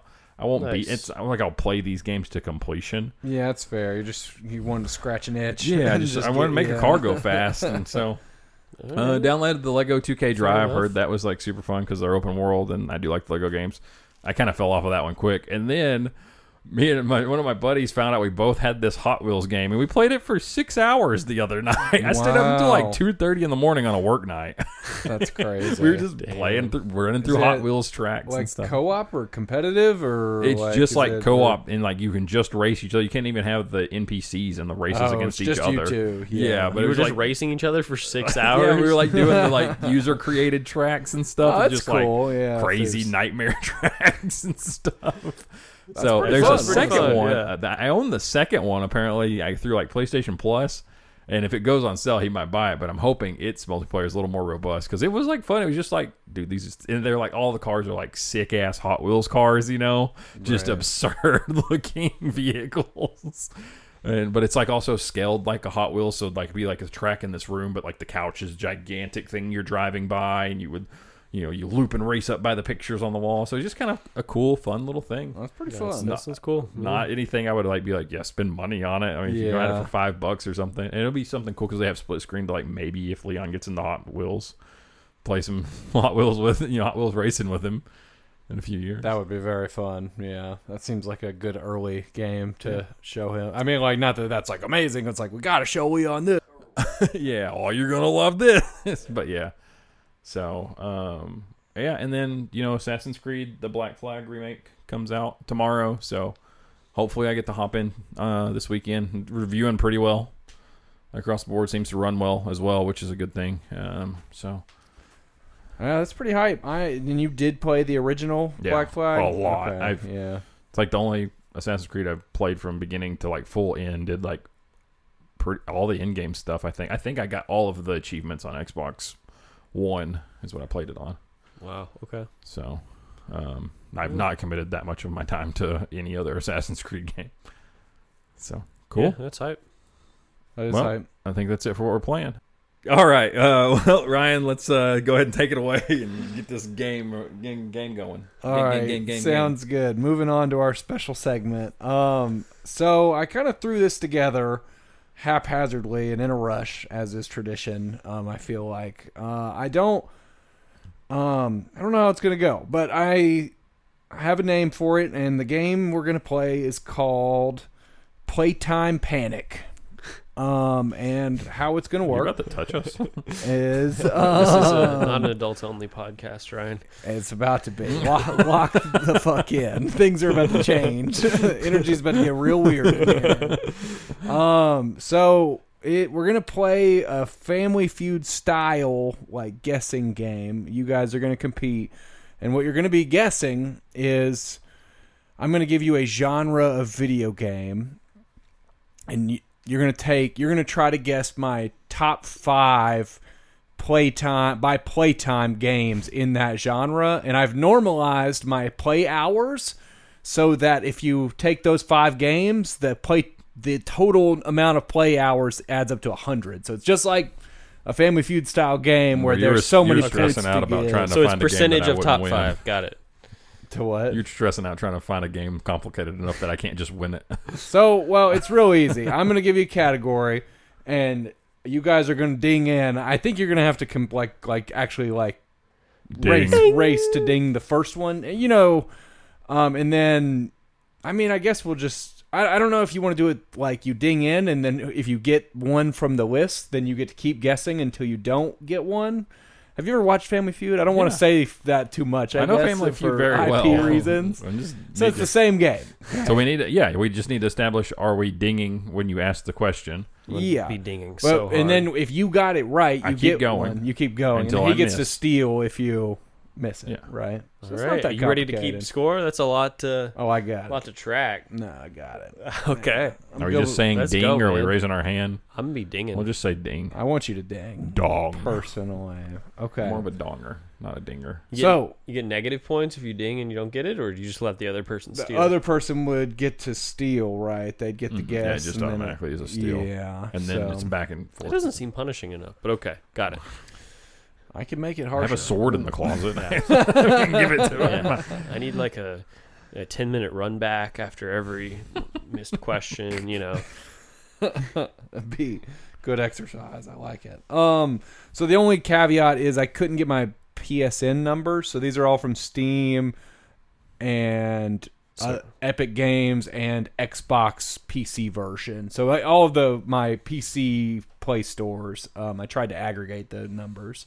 So a ton of shit I've never heard of. Great. Well, it doesn't matter. No, you'll know them. It's you know about. I mean, there's really not much from the Xbox is like cross-platform stuff. I just happened to play it because it was on Game Pass. You know, like I'm just busting your balls. no jokes. It's my game. Nobody makes jokes for me. All right, let's play. So the first category is competitive multiplayer games. Ding. Okay. So I can just Go go. ahead. Okay. Give me what you got. Rocket League. Rocket League is the third highest and comes in with a score of 21. So now you get to keep going. Counter-Strike. Okay. Counter-Strike comes in as number 2, 28 points. I don't know. That's all I got. Okay, Matt with the steal. I feel like there's a timer. Like I feel like there should be, right? That's fair. Yeah, I feel like you can't just I sit passed there. it. Yeah. I feel like reasonable. A couple of seconds. Call of Duty. Do I have to be specific? You do not because it's not on the list. Oh wow, really? You literally told me like 2 days ago you played a lot of one of them. So I guess that goes back to Gavin to steal again. Yeah, then I think it just becomes just the back keep and going. forth. Whoever gets the next one gets all the points though for this round, Technically, like the yeah. first two and the next one. So you still have the number 1 spot, the number 4 slot, and the number 5 slot. Was it competitive games or competitive? Well, you said competitive multiplayer. I guess that's one and the same. Yeah, I don't know. I guess I had to make the categories myself on the fly. So like, I guess competitive could be. It's 3 strikes before you reveal. I'll Family Feud say. style, Oh, you're right. I'll say Halo. Halo's not on there. Fuck. So competitive. So is it 3 strikes total or no? 3 strikes Yeah, per person. I think per person. I think whatever. Okay. Valorant. No, let's reset. Let's re-ding for this next one because I'm going to give a clue and then you guys re-ding in. Okay. Reading. I was a little loose with competitive. It's not not all like esports necessarily. Oh, Wait, sorry. What's the category? I guess. online multiplayer. Yeah, online multiplayer with primarily a PvP element, I guess. Okay, so PV. Oh, okay. All right. PvP part doesn't really. I help mean, me. shit. That could be anything, man. It's like the Souls games have a PvP element, but I know But, that like, you don't engage in that. Those aren't like competitive multiple games though, I wouldn't say. I don't Okay, know. so we're It's in like, competitive multiplaire games. the categories are kind of loosey goosey. You're not guessing any game though. You're guessing what I've played. That Yeah. shouldn't. Ding. Okay, Project Zomboid. that's not on there. Yeah. Okay. Okay. I feel Well, like I'm waiting for that clue. I mean, we've talked about the number 1 on the list. You should both know. It's God, crazy. I know what it is. Do I ding? Yeah, ding. Ding! It's Fortnite. For Number fuck's 1. sake. It's Yeah, Fortnite. Jesus Christ. No, that's fair. For All right, now- 28 points. So now Matt, it's over. Matt gets all 3 of those points. Yeah, so he gets the 28, 28, and 21. So the number 4 was PlayerUnknown's Battlegrounds, Yeah. and number 5 is Rainbow Six Siege. Oh, really? Yeah, back in I the wouldn't have day, gotten I those. got kind of nasty with it. I didn't play a played ton, a lot of but Wildlands and Breakpoint, but I didn't touch Siege, which I mean those are more open world together. Whatever. this next category doesn't really. I don't.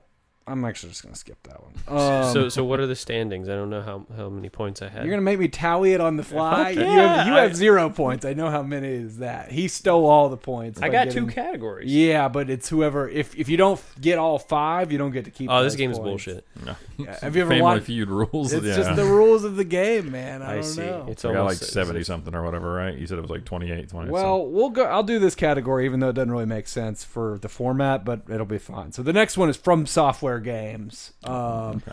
So you're really trying to get all of my top 5, and because I mean, there's only so many of them, right? So, Ding. yeah, that's fair. Go ahead. I guess. Elden Ring. I was about to say I didn't know when we were starting. Yeah, I didn't count it down, but now when I count it down, it'll just be a ding from Yeah. everybody. So Fine. how about It's fine. you guys go back and forth, and instead of like the regular Family Feud, you just get the points, right? So you've got Elden Ring. That's number 1 on the list. That's 33 points. Now you go ahead. I think Dark Souls 2. Dark Souls 2 is number 2 on the list for 22 points. Okay, Dark Souls 3. that is number 3 on the list for 21 points. Dark Souls 1. Dark Souls 1 is number 5 on the list for 11 points. Bloodborne. Bloodborne's not on the Can't list. be on the list because But of it's the not PlayStation PlayStation. caveat. Yeah. Oh, right. Yeah, I don't know how much playtime I have on Bloodborne. What's left then? I mean, there's 2 things I'm thinking of, but Sekiro. Yeah, it's number 4. Okay, I wasn't sure if it was that or maybe you had secretly played a lot of Armored Core 5 or whatever. No, Or that would have 6. been a crazy pull though, because I said From Software. Yeah. Okay, cool. All right. Next category is non-From Software RPGs. Ding. Okay. Liza P. Liza P is number 4. Okay. Resident Evil. Resident Evil's not on the list. Yeah, but they're kind of short games, I guess is why. It's by playtime, not rating necessarily. I mean, Baldur's Gate counts, right? Baldur's Gate is number 3. Yep. Divinity Original Sin 2. That's number 1. Yeah. Yeah. With you, I don't know. An Elder Scrolls? Scrim? Skyrim's number 5, wildly, but it really surprised me looking through the list because nothing else really fit that category. But yeah, Skyrim was So what are we number missing? 5. Number 2? Missing number 2 on the list. Yeah, Okay. Your second most played RPG. Man, I should have listened to your history recently. should have paid attention. Yeah, I should have studied.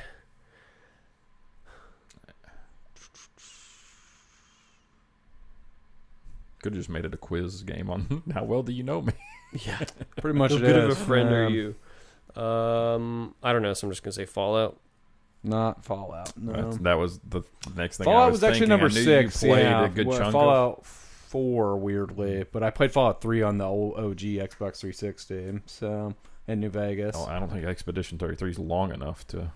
Yeah, Expedition 33 was up there. It was like 7 or 8 or something, but it's not. It was only like. Yeah, it wasn't long enough. Lengthwise, like even for completion. So. Yeah.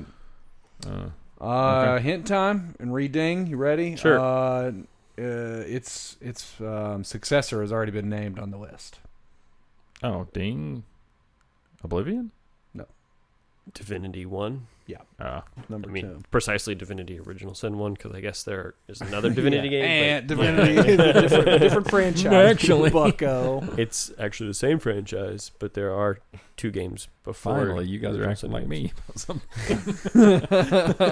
me. Technically. All right. So the next category is not going to go well, and we probably shouldn't do it, but we're going to do it anyways. It's fine. They're going to be multiplayer survival crafting games. Ding. Ding. I think I heard Gavin's like a millisecond before, but those were I'm like sitting closer, but Project Zomboid. Project Zomboid's number 3. Yes. Valheim. Valheim's number 1. Oh, shit. The Forest? Forest is not on there, playtime wise. Very good game. That's not the type of game. Couldn't find a category for those games. I really wanted to okay. do those, but they didn't really fit in. You know, there's only 2 factory building like games. So.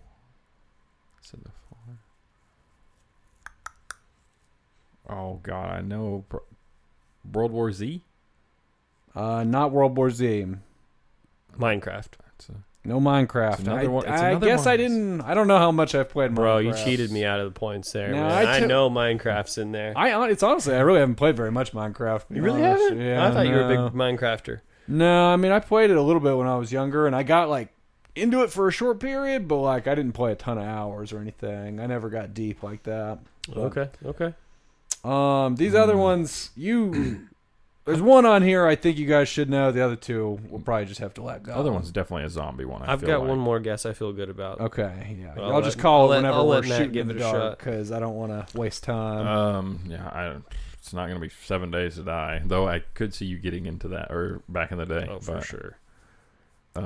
I did play that back in the day a little bit. I've got bad news. Gavin was 100% right about calculating these scores. The hubris I had to think I could do this on the fly is crazy. Yeah, I don't know, man. I'm drawing a blank on everything. Isn't there like a Don't Starve? No, Don't Starve. Oh, wow. Okay, V Rising. V Rising's number 4. Nice. Good guess. Really? All I right. wanted to play that just because I love Castlevania. No interest Dude, in V Rising's so necessarily, fun. Let's go. I'll play it right now. Drop the podcast. Let's all download it. It's so good. but I got nothing else. All right. You were close with the... Are you out as well? Sure. Sorry. I started giving hints immediately. It's not World War Z. It's DayZ. I've played That's a lot. what it is. of- Yeah, that's what I was thinking. yeah. I of. knew World that War Z where is the association the Left 4 was. Dead like. And then the 5th one's Enshrouded, but yeah, I don't think you yeah, guys I would. know- I've would heard of have it at guessed least, that. yeah. But yeah, you've probably heard of it. All right, I've got one more category. So wait, what was number 1? Valheim. Valheim. Okay, Yeah. nice. The next category is roguelites and likes. Ding. Okay. Rogue Legacy. It's actually not on here. I think it's like because I played it on the Rogue Legacy 1 I played on the PlayStation, and Rogue Legacy 2 didn't take that long compared to some of these others. Hades. Hades is number 3. Yep. Slay the Spire. Nope, not on here. I've never really got into them like that. Although I did play some, but it was like on the phone. Now and I don't know. I've Yeah. only done like what 4 else have you runs. played? Got another one. Got one more in the chamber. We literally just tried to boot it up the other day. Absalom.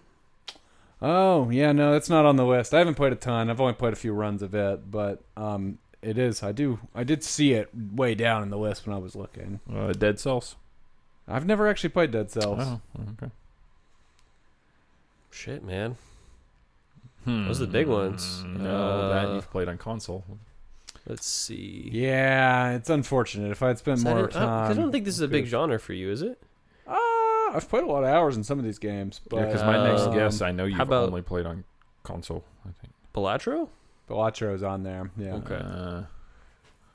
Um, What spot is Balatro So in? Balatro, this whole game is just all sorts of. Oh, fucked wait. up. Is Vampire Survivors for my next one? It is. I did count it in the category, but apparently I didn't play as much as I thought I did because it's not as much as these other games.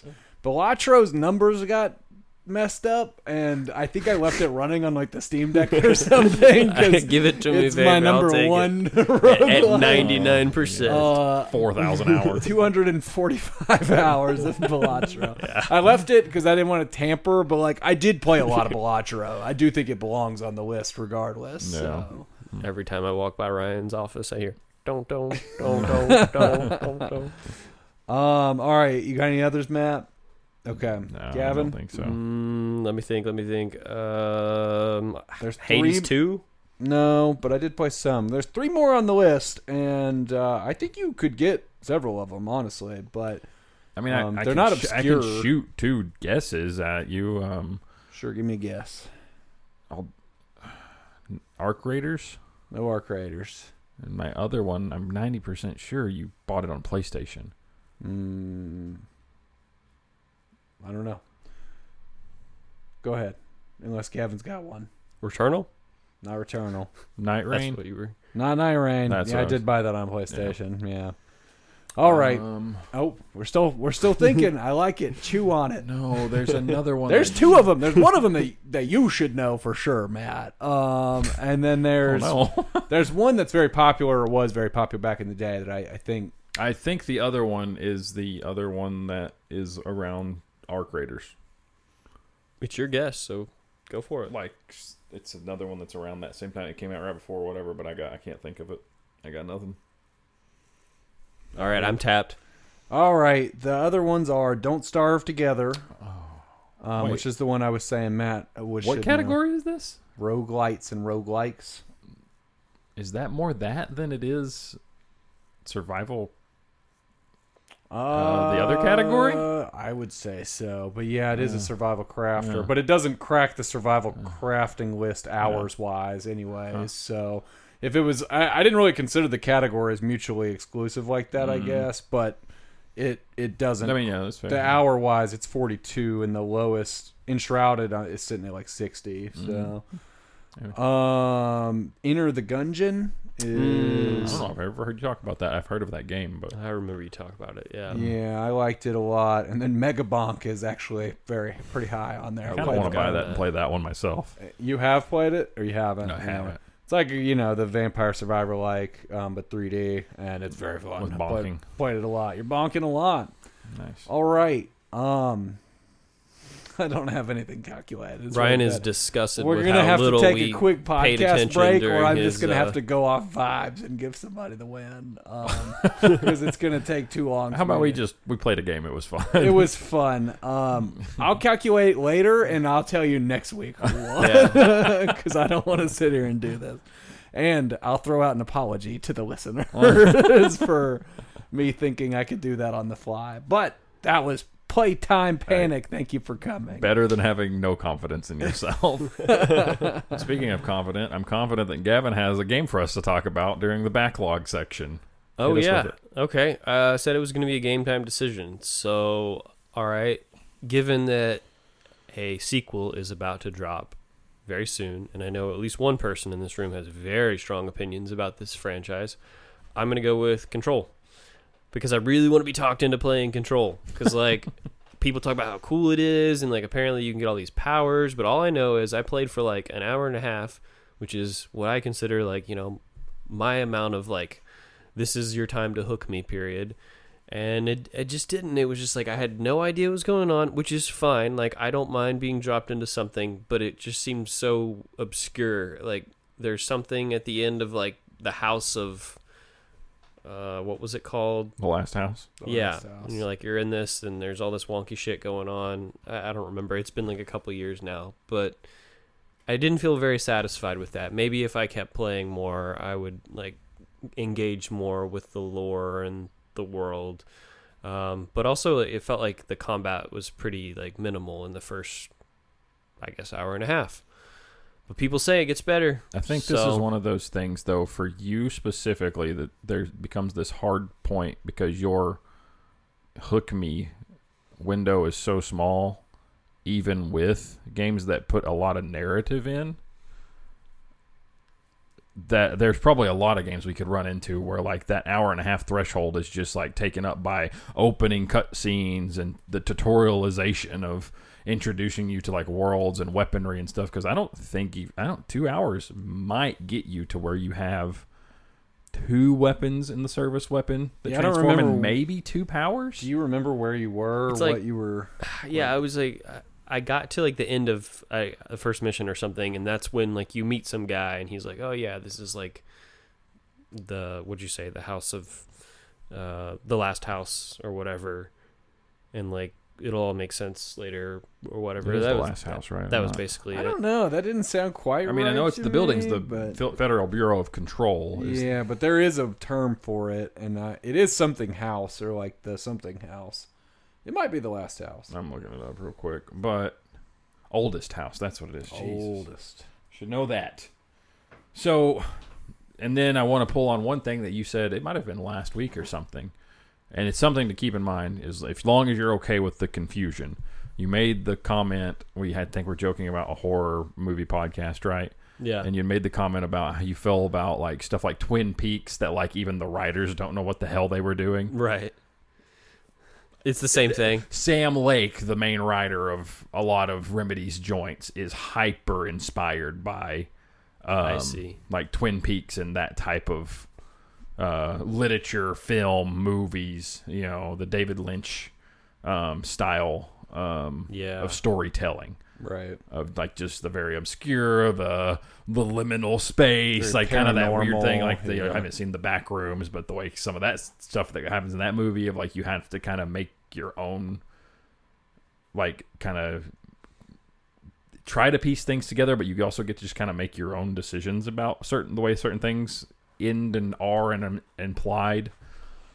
It's I'm not okay with that. The control, and then I'm not smart enough to make my own theories, but I sure like reading other people's theories on Reddit after playing it, and there's a lot of that too. And that's kind get of fun. stuff with media like that, But, yeah.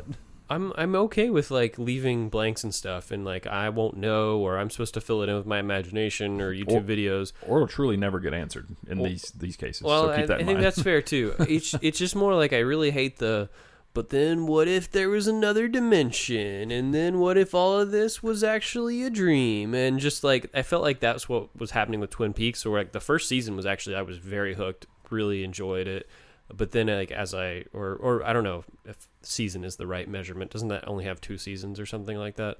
Yeah. First several episodes, let's say, was really hooked, but then realized that it was just going to kind of keep going on in rabbit hole after rabbit hole after rabbit hole without ever really kind of, Yeah, to I mean, me, there's at a lot least of seeing things the that, method to the madness. a lot of things that don't get answered, and then even when they did the 20-year later third season thing, there's a lot of things that they just never answered and stayed a mystery, even with that ending and the series ending, like fully. So, Okay. So that's I guess a thing to keep in mind. So the thing that gets weird is Remedy / Sam Lake as the mastermind of it have essentially said that there's the Remedy universe, and all of their games are connected.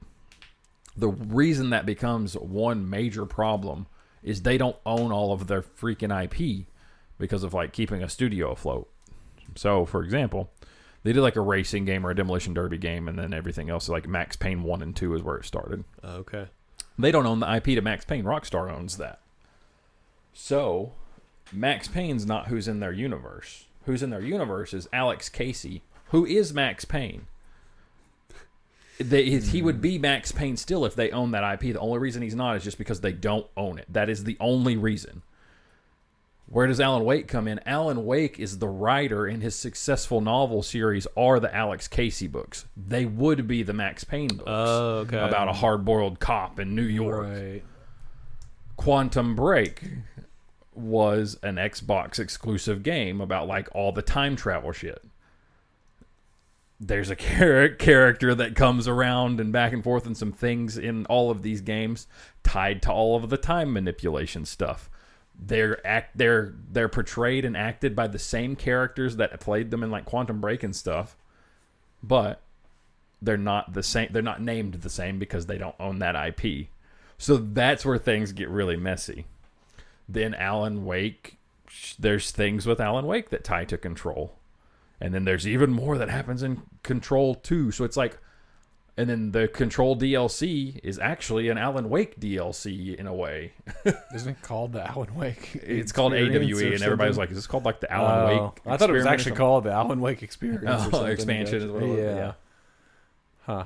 But AWEs are alter world events in this world, which are like where these paranormal like things happen. Like something has altered the world. So like the oldest house, I think it experienced an alter world event. So it's an altered like item, I think is the phrasing they use. So the event is obviously the event, and then how things absorb or affected permanently after the event is over. So you'll start getting like these missions where you have to go hunt down like this rubber ducky that was in an alter world event, right? And it's like super fast. You got to chase it down. It's like a side mission in Control, and it's super fun.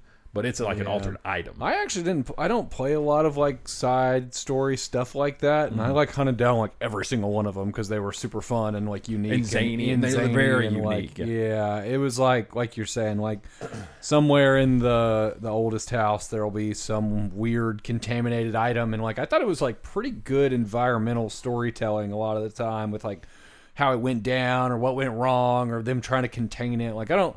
Yeah. Almost like reminds me of like it's very like SCP, you know, like inspired or coded. You like have you ever messed or read any of those, Gavin? Like they're like user generated stories about like I don't know, it doesn't really matter. They're more like metaphysical like containment protocols for like weird paranormal anomalies. Yes. Like isn't like Slender Man technically like an SCP maybe so. type thing? Yeah. But those side story like side missions I normally don't get into those, but I thought they were very fun and very entertaining, and I did like all of them.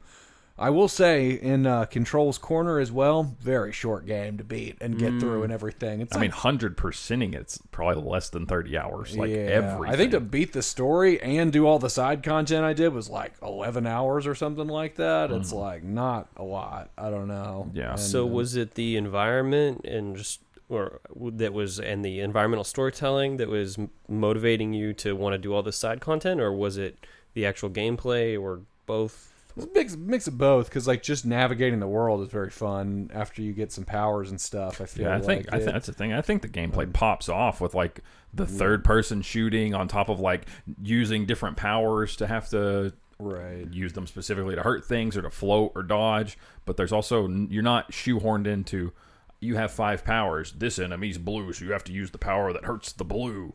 It's not that. You just have like a lot of power options, like and multiple gun options. Yeah, it does seem cool.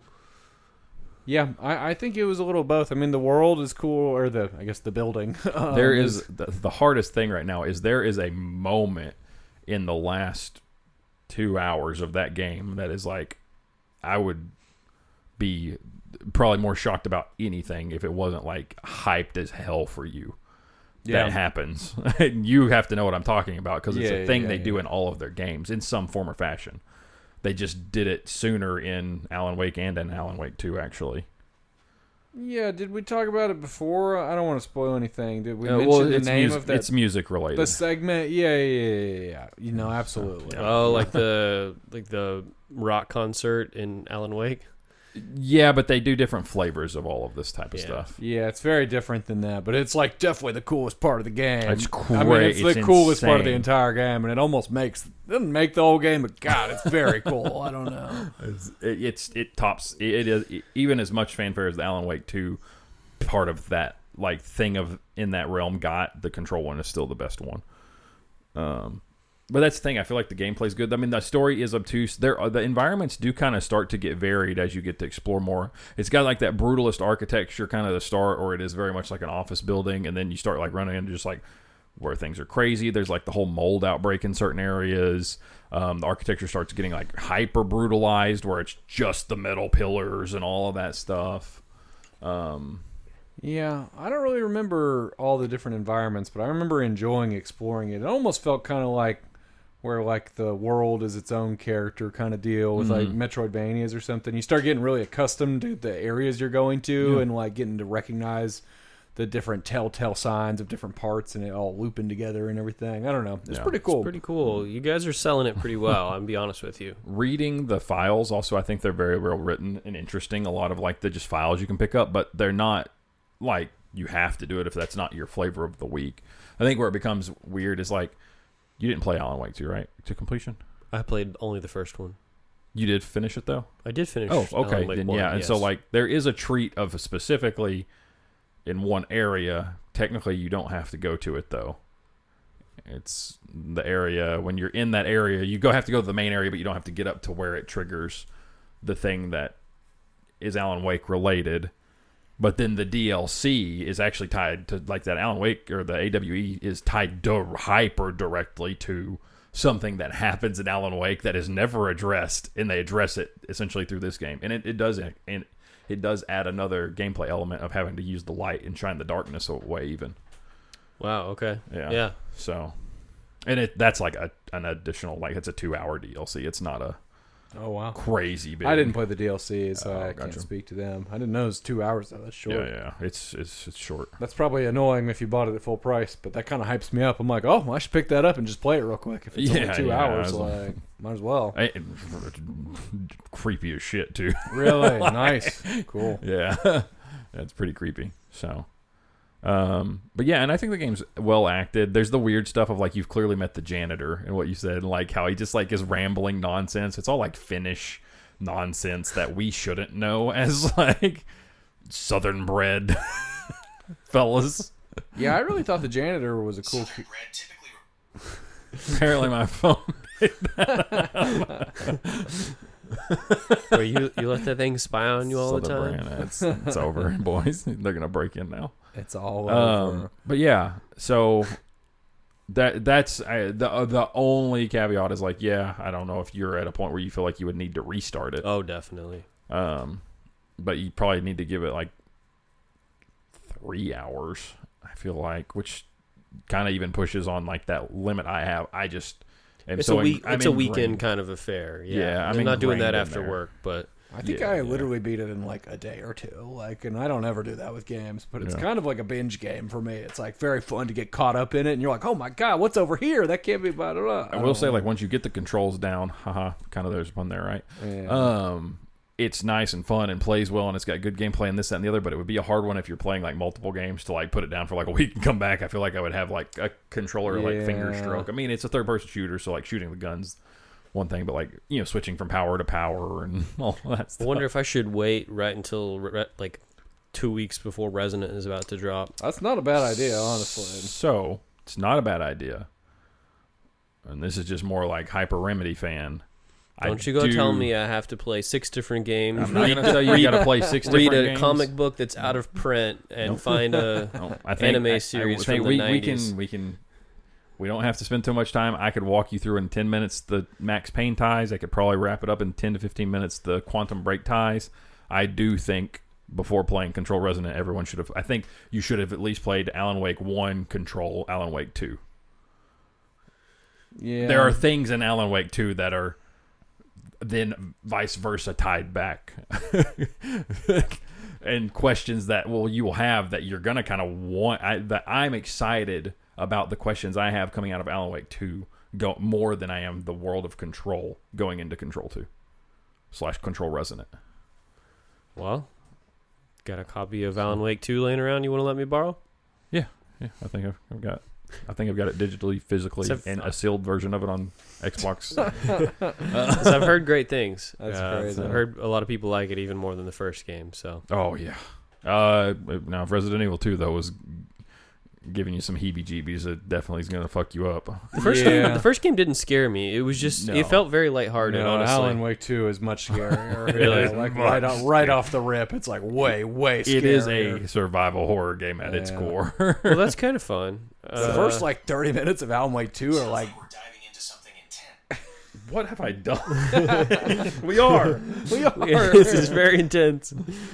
Yes. The first 30 minutes of Alan Wake 2 are like straight up terrifying. Dude. Like they were scary. Maybe we need to stream that then. Yeah, I really thought the they first were scary. there's a boss It's fight towards the end of that game too that's scary as shit. I haven't finished it. I need to circle back now that you're saying this. Yeah. But yeah, I mean compared to Resident Evil 2, it's not even the same ballpark, I don't think. But I don't know. Yeah. So you should play it though for sure. Oh, it I'll plays sit so here and good. watch you play it. It's also just so cool to think that like all of these games are tied together, but they're all kind of completely different genres. I mean, like Max Payne and Control are kind of the closest to each other, but Alan Wake 1 plays in such a weird way compared to anything. Like it is a third-person shooter, but it's a little more like a drama, suspense, mystery game than it is a horror game. Then there's Control, which is a lot more of a third-person shooter. And then Alan Wake 2 is a horror game, but then Control Resonant is like a third-person action hack-and-slash style RPG. It is interesting, Yeah. how they're all so different. I hadn't really thought about it like that before. They do have a common thread of definitely all the weird, like Twin Peaks style stuff. But I haven't played a Max Payne game, but or Quantum Break. Okay, so do I need to go and like watch a YouTube video on Alan Wake 1 before I start Control? No. No, Okay. I wouldn't think so. No. You're good. If anything, watch a recap video after you beat Control before you start the DLC. Okay. And that's just to quickly remind you of the thread that DLC like hyper focuses on. Gotcha. That's more it than anything. I guess the jury's out on how much of Alan Wake 2 you will have needed to play for Control Resonant, but if they keep the trajectory they've been going at, it'll probably be even more than you would have needed from playing like Control to Alan Wake 2. It's the whole thing. I could see it increasing. I could see them dialing it back because it does get confusing and like what sells better. I don't know. I definitely think you should play Control. My vote lands solidly. It's a very easy playthrough. It's like super quick, super good, very solid game. I think it's worth playing. And crank the damn difficulty down. Don't let that become a thing that consumes you. I can be stubborn about it that. messes you up. I would leave it on normal. Is it? I mean, normal is what I played through it on or whatever, gotcha. right? But there were still some tough things that like I ran into here and there. Right. It's not fun on hard. I've not even remotely wanted to try it on hard. It's a third-person shooter. You play games on hard it's not normally? my. Onto Flex or anything like Expedition 33. Like I did that one on hard because I feel like it made me engage with the parry system. Like I couldn't get through fights without it. So I guess I will play on the harder difficulties if I feel like they make me engage in a more meaningful way. But if it's just like, you know, bloated damage numbers and, you know, help enemy damage sponges and stuff like that, not so much. So I mean, I don't think I there's used the parry anything- system all through Expedition 33. I like barely dodged and played on normal. So Yeah, I don't yeah, think but you could whiff like over and over once you had enough health, and I don't know. It's just one of those things, right? Like, I don't know why I do this to myself, but oh yeah. It's not to prove anything. It's more just like I know I'm gonna min max my build so much. Like, I can't resist that urge. So I know I will out-level content and I will get really strong. So if I can compensate by ramping up the difficulty, I will. That's not really an issue in a game like Control, though. Yeah, in Control, you're not going to have the ability to really... Because the modifiers are randomized that drop, and like they just like drop. I don't even remember the modifiers, You honestly. like put them on the but, like, guns, and it's like 10% extra this damage, but I think minus this, mean, or maybe, you know. I think you have a fine time if you put it on hard. I don't... I mean, I would just put it on hard, and then if you ever get annoyed and it like sucks, I'd just turn it down. I feel like I remember some stuff feeling slightly spongy towards the back. I don't know part how of the they would game do it without just on making normal. And so I spongier. think that's all hard would be for this: is spongier and a harder hit. Yeah, Gotcha. Cause All right. you don't have like a fancy parry. You get like essentially a shield ability. Not to spoil anything, but you do like that. Yeah. But Normal seems like the play then. so Cool. yeah, I'm firmly in. I mean, I'm always going to be in camp. I'm hyped. I might play it this weekend. You guys are getting me excited about it. Play it this weekend. That'd be sick to Should. come back next Yeah. week. And Be like, Remedy whoa. fan. Like if we We'll do a were Remedy cast, baby. We'll just I'll start. play Alan Wake 2. Uh-oh. Next Yeah. week will be crazy. if we were like actually, you know, worth a damn at our quote unquote job of podcasting, this is what we would do. It would be like, here's the backlog game, and like if the verdict is you play it, like you better be telling us how you like it next week. Dang. But that we're not would- doing any of that. We could put some I've thought heat about- on it in a 2-hour, like give it another Yeah. shot or something. I've Some wondered homework. about how to hold our feet to the fire to like, yeah, we can talk about our backlogs all we want, but how are we like, yeah, how are we actually tackling them, right? We don't Yeah. really get into that. Like, I feel like if anything, I'm just extending it more by not playing games right now at this time. I'm not But 100% sure. I would need to look at, but I don't think I've started any of the backlog games I've called out in the episodes as my backlog game, but I've started other games and finished fucking Wolverine, Yeah. which was a Yeah. backlog game I didn't get to, right? And my backlog's probably the most unhinged of them all. I don't have to look at anything. I know I haven't played anything we've talked about. Oh shit! I think we're 3 for 3 then. I haven't either. I haven't picked up God of War yet. I think I did put Baldur's Gate 3 down because I was like, Okay, I need some time. should we all play a little bit of a backlog? Something that we I kinda feel like we need to before start next week. now that Putting our money where our mouth is, man. I'm all for it. Backlog Revisited. Is it a spin-off smaller pod for a few minutes, or is it fit into the episodes? Yeah. We can stop talking about depressing Yeah, news maybe for we so just long. don't talk about shitty news. Short it out. So, I mean, I'm all for it, especially now that I've got my shit all situated right. I was constantly just rearranging and stuff. You've rearranged this room more times than anybody in history has messed with a room. Now I can sit down and fire up the PS2. And you've still beat like 6 games since we've started the podcast. But it's not enough. It's never enough. Okay. Well, I think that's a good idea. We'll workshop it a little bit more offline, and who knows, you might get an extra little fun segment next week. Yeah, I think that's a fun idea. I like it. That'll actually force me to actually sit down and play something, because otherwise I won't. Yeah, otherwise it's just the same thing as it being on our shelves, except for we don't feel the guilt alone. We get to brag about it to our friends, and we make each other feel better, I guess. Yeah. So, all right. Well, I think that's it for this week's episode of My Buddy's Backlog. So, you guys know the drill. Send us your emails at my.buddies.backlog@gmail.com. We really want listener mail. It's very fun. It makes us feel warm inside. And then follow us, interact with us on all the social media platforms. Also, My Buddy's Backlog. Trying to get a little bit better on our social media posting, and we're discussing our first My Buddy's Backlog group stream sometime at the end of this month. So, keep an eye out for that. Yeah. Do you want to send What are you doing over there? I don't know what button I have programmed on my phone to make this damn thing talk, but I thought I had actually disabled all of these things. So, with that, we'll see you next time. Bye-bye. Thanks for listening. Later, guys.